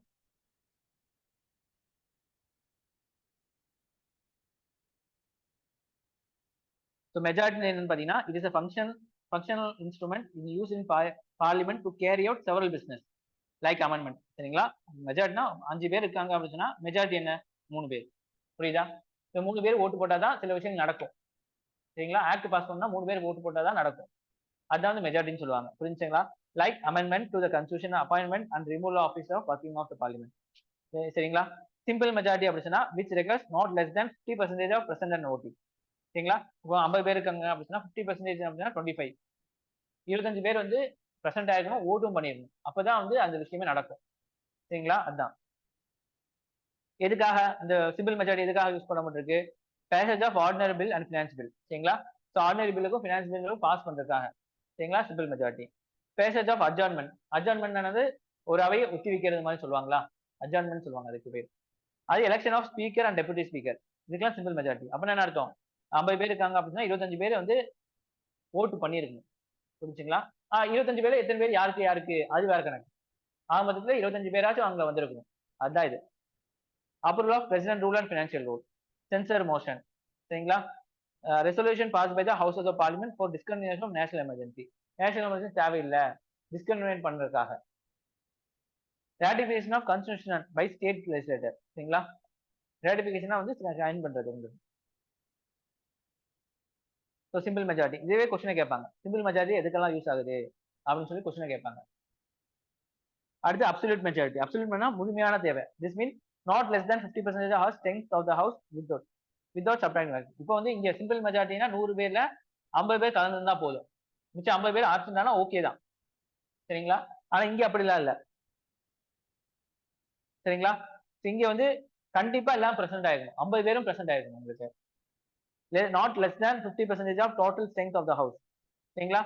டோட்டல் ஸ்ட்ரெங்த்ல 50% கண்டிப்பா இதாகணும், சரிங்களா? அப்பனா என்ன உங்களுக்கு வித்வுட் சப்ட்ராக்டிங் வேகன்சி, சரிங்களா? 2 பேர் இல்ல, ஆனா சிம்பிள் மெஜாரிட்டியில அப்படி இல்ல.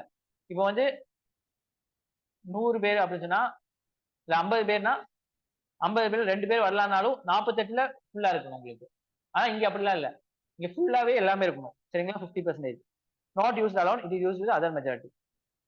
அப்சல்யூட் மெஜாரிட்டி, அப்சல்யூட்டா எல்லாமே பிரசன்ட் ஆயிருக்கணும், நீ வந்தாலும் வராட்டினாலும் 50 பேர்னா 50 பேர் பிரசன்ட் ஆயிருக்கணும், அது ஆப்சன்ட்லாம் இருக்கக்கூடாது அப்படிங்கிற மாதிரி.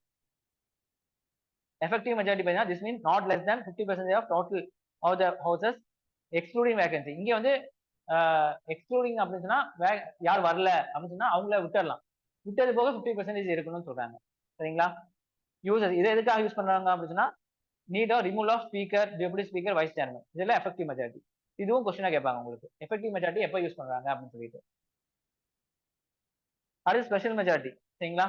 Not less than 2/3 number of present and voting. இங்க வந்து 3 பேர்த்துல 2 பேர் கண்டிப்பா பிரசன்ட் ஆயிருக்கணும். நோ மினிமம் ரிக்வயர்மெண்ட், சரிங்களா? யூசஸ் எதுக்காக? Article 249 Rajya Sabha can pass resolution authorising parliament to legislate on a state subject more than 1 year, சரிங்களா? இப்போ ராஜ்யசபா என்ன செய்யலாம்? ஸ்டேட் கவர்மெண்டோட சட்டத்தை வந்து இது பண்ணிக்கலாம், சரிங்களா? பார்லிமெண்ட்ல அதுக்காக வேண்டி. Article 312 Rajya Sabha can pass resolution authorising parliament to create new all India service. புதுசா ஒரு ஆல் இந்தியா சர்வீஸ் உருவாக்கணும் அப்படின்னா இந்த இது கொண்டு வரணும் பார்லிமெண்ட் கிட்ட. Not less than 2/3 of member present and voting with absolute majority, சரிங்களா? எதுக்காக? ஆர்டிகல் 368 சொல்லுது, சரிங்களா? 2/3 வந்து பிரசன்ட் ஆயிருக்கணும், ஓட்டும் பண்ணிருக்கணும், அப்சல்யூட் மெஜாரிட்டி தேவை. எதுக்காக?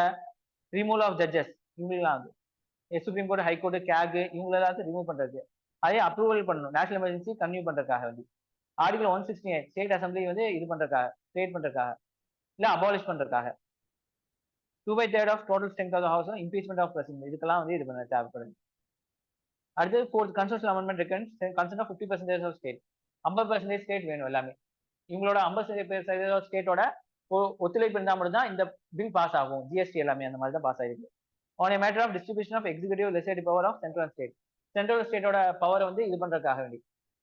அடுத்து one matter of involving supreme court, high கோர்ட்டோட மேட்டருக்காக.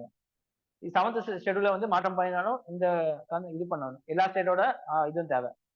ஸ்டேட்ஸ் ரெப்ரஸன்டேட்டிவ் ஸ்டேட்டோட பார்லிமெண்ட் இதுக்காகும். எலெக்ஷன் ஆஃப் பிரசிடென்டா வந்து மாத்துறதுக்காக வேண்டி இது பண்ணுவாங்க. ஆர்டிகல் 368 இட்செல்ஃப் அதுவும் மாற்றம் பண்ணணும் அப்படின்னா நிறைய இதோட இது வேணும், ஜிஎஸ்டி, சரிங்களா? ஸோ ஸ்பெஷல் மெஜாரிட்டியில 4 வகை இருக்கு. ஒன்னு 2/3 வந்து பிரசிடென்ட் ஓட்டிங், 2 அப்சல்யூட் மெஜாரிட்டி, 3 வந்து 2/3 total strength of the house, சரிங்களா? இம்பீச்மெண்ட் இருக்காங்க. 4th கான்ஸ்டிடியூஷன் இருக்கான 50 எல்லா ஸ்டேட்டோட இதுவும் தேவைப்படுது, ஓகேவா? ஸோ இது முக்கியம். ஸோ இதுல வந்து கண்டிப்பா ஒரு கொஸ்டின் வந்தாகும், சரிங்களா? இவ வந்து குரூப் 2 பாத்தீங்கன்னா 14 கொஸ்டின் வந்து பாலிட்டியில கேட்கறான், சரிங்களா? இதுவே கொஞ்சம் ஜிஎஸ்ல இதுதான் அதிகம், சரிங்களா? ஸோ அதனால இதுல இருந்து தப்பு பண்ணக்கூடாது, நம்ம கஷ்டமா கேட்டாலும் ஆன்சர் சொல்ற மாதிரி இருக்கணும், ஓகேவா? ஸோ எதுக்கு எதுனா அதுன்னா இந்த இது கொடுத்துருக்காங்க, அதை மட்டும் பார்த்து வச்சுங்க. இதுலயே வந்து என்ன ரிமூவ் பண்றதுக்காக என்ன ஃபர்ஸ்ட் ரிமூவல் கொடுத்துருங்க. இவங்களுக்குலாம் ரிமூவ் பண்ணணும்னா இவங்களுக்குலாம் என்ன எழுதணும் அப்படின்னு சொல்லிட்டு பண்ணிக்கணும். ஃபர்ஸ்ட் ரிமூவல் யார் யார் என்னலாம் அப்படின்னு சொல்லிட்டு, அதுக்கப்புறம் என்ன பண்ணா ரிமூவ் ஆகும்னு சொல்லிட்டு இங்க எழுதி வச்சிருங்க, சரிங்க? இங்க இருக்கிற மாதிரி எழுத வேண்டாம், இதை வந்து கீழே கொண்டு வந்துருங்க, இதை வந்து மேல கொண்டு வந்துருங்க, அப்போ உங்களுக்கு ஈஸியா இருக்கும். ஓகே, இவங்களெல்லாம் ரிமூவ் பண்ணா என்னலாம் செய்யணும் அப்படின்னு யோசிக்கும் போது அப்சல்யூட் மெஜாரிட்டியா இல்ல எஃபெக்டிவ் மெஜாரிட்டியா இல்ல ஸ்டேட்டோட கையெழுத்து வாங்கி தான் வந்து உங்களை ரிமூவ் பண்ண முடியுமா, எப்படி பண்ணா இவங்களை ரிமூவ் பண்ணலாம் அப்படிங்கிற ஐடியா உங்களுக்கு கிடைச்சிடும். புரிஞ்சுங்களா? இப்படி படிச்சுக்கங்க நீங்க. சரிங்களா? படிக்கிற மெத்தடும் இருக்கு. நம்ம ஞாபகம் வைக்கிற மாதிரி படிச்சுக்கணும். அதுல இருக்கிற மாதிரி ஞாபகம் வைக்கிறோட ஞாபகம் வைக்கிற மாதிரி அது மாத்தணும் அப்படின்னா நம்ம லாங் லாஸ்டிங்கா நிக்கணும் மைண்ட்ல. ஓகேவா?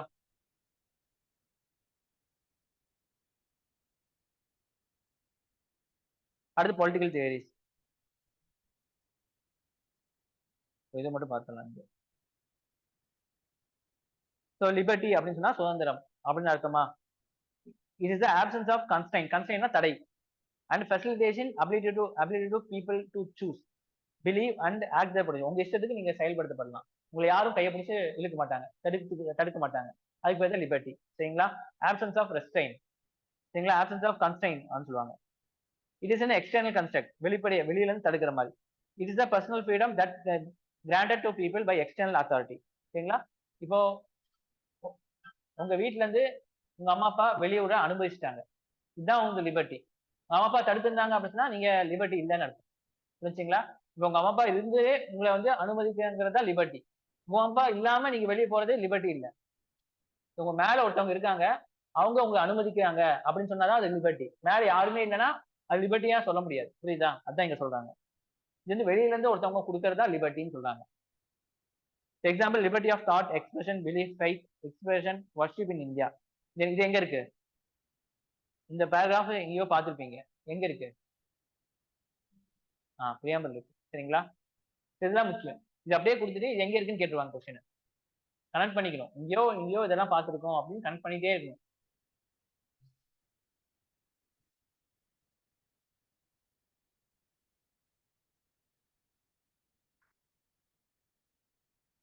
ஸோ லிபர்ட்டி வந்து ரெண்டு டைப் இருக்கு. ஸோ ஒன்று நெகட்டிவ் லிபர்ட்டி, இன்னொன்று positive liberty. So negative liberty பார்த்தீங்கன்னா also known as liberty from law. லால இருந்து வரக்கூடியது. சரிங்களா? லால வந்து இதெல்லாம் கொடுத்துருக்காங்க. அடுத்தது negative liberty. It's narrow interpretation. It focus on absence of constraint. சரிங்களா? ஸோ இப்போ லால வந்து ஸ்டேட் கவர்மெண்ட் தடை பண்ணுது, இதெல்லாம் நீங்க வந்து கொடுக்கணும் அப்படின்னு சொல்லிட்டு. புரிஞ்சுங்களா? இதுதான் வந்து நெகட்டிவ் லிபர்ட்டி. நெகட்டிவ்னா தடுக்கிற மாதிரி இருக்கா ஸ்டேட்ட, அதான் நெகட்டிவ்னு சொல்றாங்க. பாசிட்டிவ் லிபர்ட்டினா it known as liberty by law, a wider interpretation focus on facilitation of environment developing full potential of individual. இது உங்களுக்கு சுதந்திரம் தர்றாங்க. உங்களை தடுக்கிறதே நெகட்டிவ் லா, உங்களுக்கு சுதந்திரம் தரது வந்து பாசிட்டிவ் லிபர்ட்டின்னு சொல்லுவாங்க. சரிங்களா? அது freedom. Its absence of constraint, facility ability to people to freely express. உங்களை இஷ்டத்துக்கு பேசுறது, இஷ்டத்துக்கு இது பண்றதெல்லாம் வந்து ஃப்ரீடம் சொல்றான். Internal construct when one individual decide to his own action. என்ன பண்ணுங்கிறது நீங்க டிசைட் பண்றது. It is a capability of individual to make decision without external control. சரிங்களா? ஸோ நீங்க என்ன கோர்ஸ் எடுக்குங்க அம்மா அப்பாவை தான் இது பண்ணாங்க, அது ஃப்ரீடம் இல்லை. சரிங்களா? ஸோ நீங்க என்ன எடுக்கிறேன்னு நீங்க சூஸ் பண்றதா ஃப்ரீடம் சொல்றாரு. சரிங்களா? Republic, absence of privilege caste, political sovereignty with the people. சரிங்களா? ஸோ ப்ரிவிலேஜ்னா வந்து சிறப்பு அந்தஸ்துன்னு சொல்லுவாங்க. அது இல்லாமல் இருக்கிறது தான் வந்து ரிபப்ளிக்னு சொல்லுவாங்க. சரிங்களா? அதே மாதிரி political sovereignty with the people. சரிங்களா? இந்த ஆட்சியாளர் வேணும் அப்படின்னு சொல்லி நம்ம முடிவு பண்ணணும். Political sovereignty. சாவர்னிட்டின்னு இறையாண்மை பீப்புள்கிட்ட இருக்கணும். நான் ஓட்டு போட்டு இந்த ஆளை தேர்ந்தெடுக்கிறேன், அதுதான் வந்து பொலிட்டிக்கல் சாவர்னிட்டி. இதுதான் ரிபப்ளிக். இது வந்து அரசாட்சியில இருக்காது உங்களுக்கு. புரிஞ்சுங்களா? மன்னராட்சியில இருக்காது எல்லாமே. ஈக்குவாலிட்டினா ஆப்சன்ஸ் ஆஃப் ஸ்பெஷல் ப்ரிவிலேஜ், அந்த அந்தஸ்து இருக்காது. எல்லாருமே ஈக்குவலா இருக்கிறது தான் ஈக்குவாலிட்டின்னு சொல்லுவாங்க. Any section of the society and provision of adequate opportunity of all individual of without any discrimination. எல்லாத்துக்கும் ஈக்குவலா வந்து எல்லா உரிமையும் கொடுக்கப்படும். அதுதான் இதோட. புரிஞ்சுங்களா? sovereign, freedom of a country to conduct its own affairs both internally and externally. சரிங்களா? இன்டர்னலாகவும் எக்ஸ்டர்னலாகவும் அவங்களுக்கு வந்து என்னது, உங்களுக்கு இது கொடுக்கப்படும், கண்ட்ரிக்கு கொடுக்கப்படும். அவங்க ஒரு முடிவு எடுக்கிறாங்க. இப்போ வந்து நம்ம வந்து ஈரான்ல இருந்து ஆயில் வாங்கணும் அப்படின்னு சொன்னா நம்மளோட சோவனிட்டி தான். யூஎஸ் வாங்காதேன்னு சொல்லியிருக்க மாட்டான், வாங்காதேன்னு சொல்லுவான். ஆனா ஈரான் வாங்குன்னு சொல்லுவான். ஆனா நம்ம என்ன முடிஞ்சது வாங்கியிருக்கோம். ஆனா சில இடங்கள்ல ரஷ்யாவுக்கு எதிராக நம்ம அடைஞ்சிருக்கோம். புரிஞ்சுங்களா? இதுதான் சோவனிட்டி. நமக்கு நம்ம பாலிசியில நமக்கு முடிவெடுக்கக்கூடிய அதிகாரம் இருக்குன்னு சொல்றதா இது.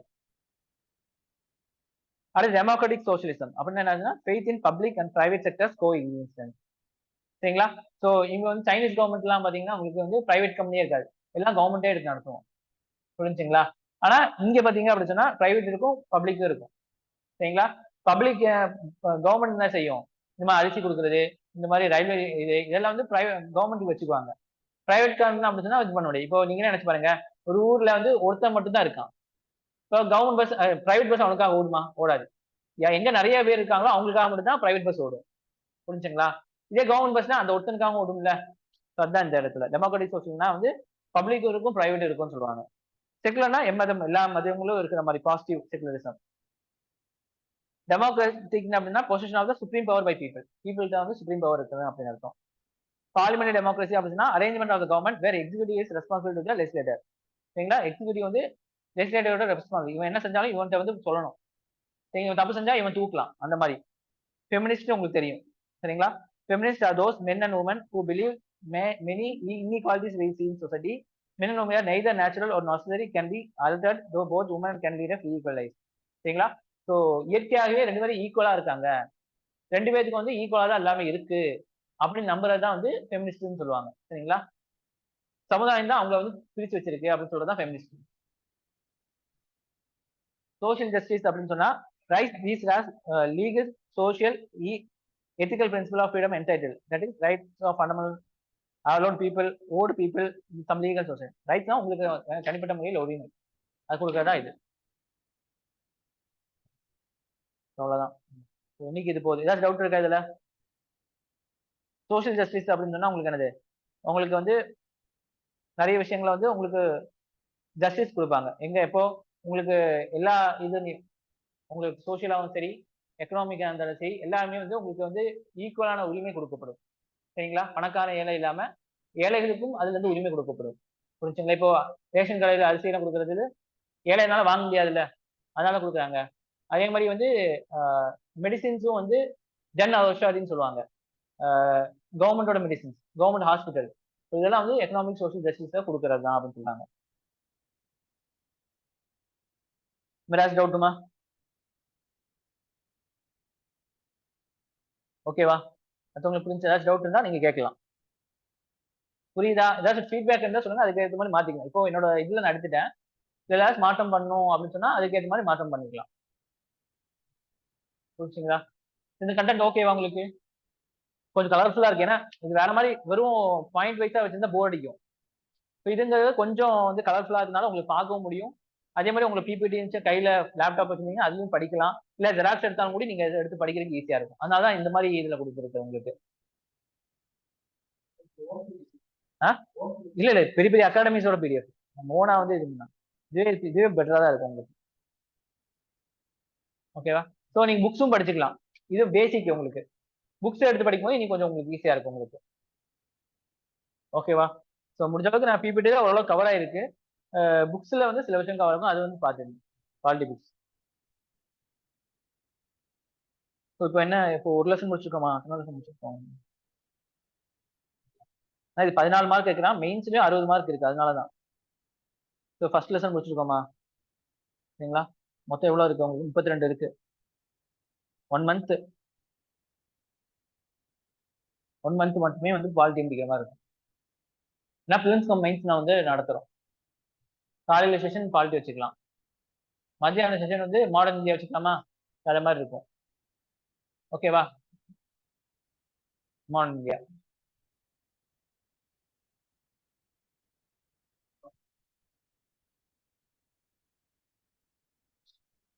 இனிமே இது எலாபரேட்டடா பிபிடி எல்லாம் இருக்கு. பட் அதெல்லாம் பண்ணோம்னா 2 மணி நேரம் சேர்த்தியே கொஞ்சம் தான் நடத்த முடியும்.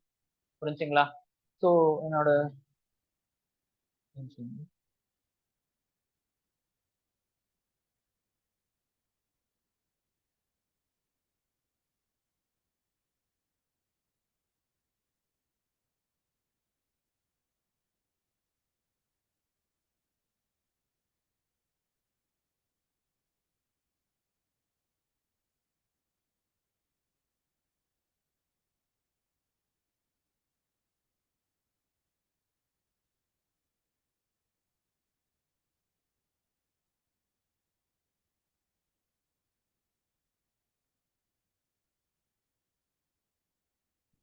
இதான் என்னோட சேனல். சரிங்களா? யூடியூப் சேனல் அது இதான்.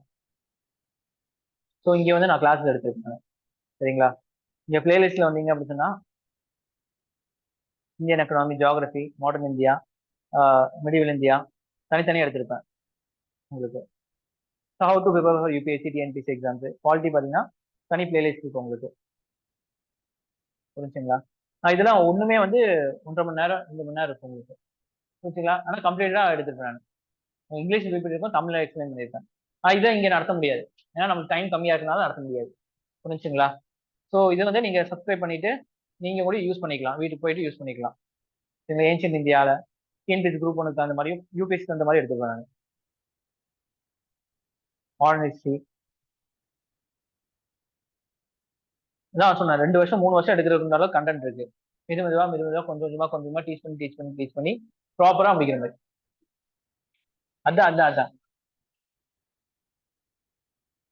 இதான்.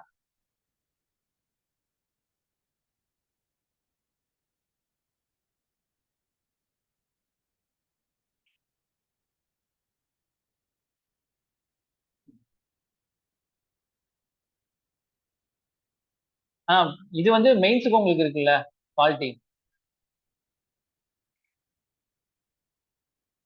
அதான் இப்போ என்ன பிளான் அப்படின்னு சொன்னா, உங்களுக்கு இங்கிலீஷ் 100 மார்க் வந்துருமா? English Tamil 100, maths 25. புரிஞ்சுங்களா? மிச்சம் இதெல்லாம் சேர்த்து 75 மார்க்ஸ் தான் உங்களுக்கு. இப்போ 75 மார்க்ஸ்ல 14 மார்க்ஸ் வந்து பாலிட்டின்னு வருது.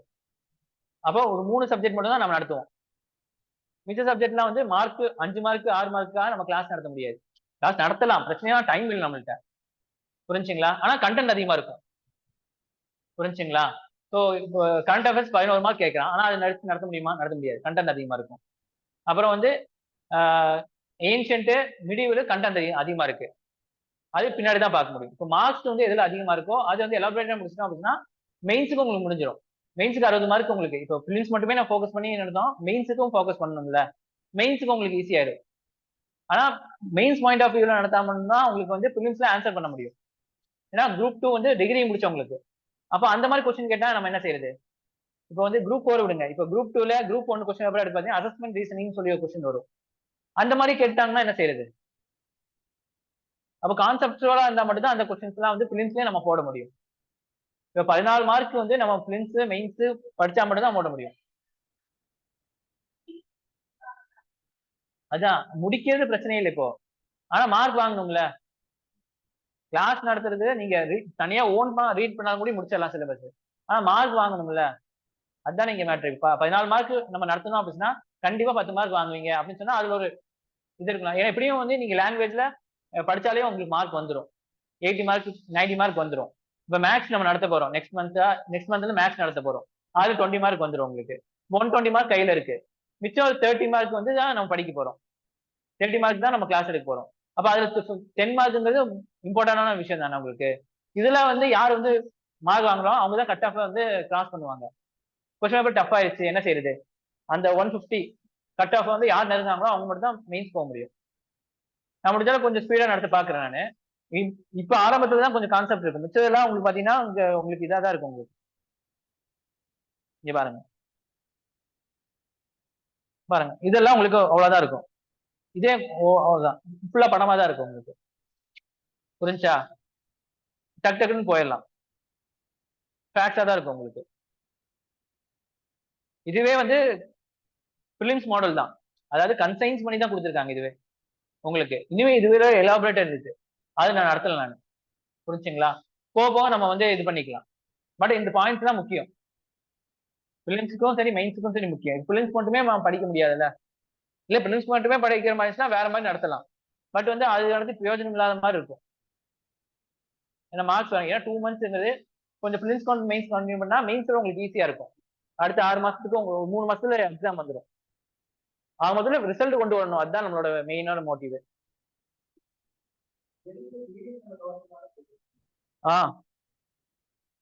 பிடிஎஃப் கவர் பண்ணாலே போதும் போதும் இப்போதைக்கு போதும். அது டெஸ்ட் வைப்போம்ல, டெஸ்ட்ல வந்து எக்ஸ்ட்ரா இது இதாயிரும். நீங்க டெஸ்ட் வந்து கொஸ்டின் பேப்பர் மக்கப் பண்ண ஆரம்பிச்சிடணும். சரிங்களா? டெஸ்ட் அடுத்த மாசத்துல இருந்து வருதா உங்களுக்கு, இப்போ லைனா டெஸ்ட் வருமா? ஸோ டெஸ்ட்டை வந்து நீங்க மக்கப் பண்ண ஆரம்பிச்சிடுங்க. அதுல 100 ஃபேக்ட்ஸ் இருக்குமா, அது மக்கப் பண்ண ஆரம்பிச்சுன்னா ஆட்டோமேட்டிக்கா நீங்க பிலிம்ஸ்க்கு தயாராகிடுவீங்க. இப்போ இது வந்து மெயின்ஸுக்காகவும் டெஸ்ட் பிலிம்ஸ்க்காகவும் வச்சுக்கோங்க. இப்போ படிக்கிறது மெயின்ஸ்க்காக மைண்ட் செட் பண்ணிக்கோங்க. நான் பிலிம்ஸ்க்கு இதெல்லாம் வரும் இதெல்லாம் வரும் உங்களுக்கு சொல்லிடுறேன். அதுக்கப்புறம் டெஸ்ட்ல என்ன செய்யுங்க, கொஸ்டின் பேப்பர் நான் வைப்பேன்ல டெஸ்ட் கொஸ்டின் பேப்பர்லாம் ஃபிலிம்ஸ் ஓரியன்டா அது ஃபுல்லாக மக்கப் பண்ணிருங்க. அவ்வளவு முடிஞ்சு. நீங்க எக்ஸாமுக்கு போகும்போது நீங்க கொஸ்டின் பேப்பரை மக்கப் பண்ணதை ரிவைஸ் பண்ணி போயிருங்க. இப்போ இதெல்லாம் மெயின்ஸுக்குன்னு நினைச்சுக்கோங்க நீங்க. நம்ம கேம்பிள் தான் பண்ண முடியும், வேற வழி இல்ல. சிலபஸ் 2 மந்த்ஸ்ல சிலபஸ் கவர் பண்ண முடியாது. அந்த அளவுக்கு வந்து புரிய வைக்கிற மாதிரி நடத்தவும் முடியாது. இப்ப எல்லாத்துக்கும் கொஞ்சம் கொஞ்சமா டெஸ்ட் பண்ற போற மாதிரி இருக்கும். அதுக்கு இது வந்து பெட்டரா இருக்கும். பார்க்கலாம் எப்படி போகுதுன்னு பார்க்கலாம்.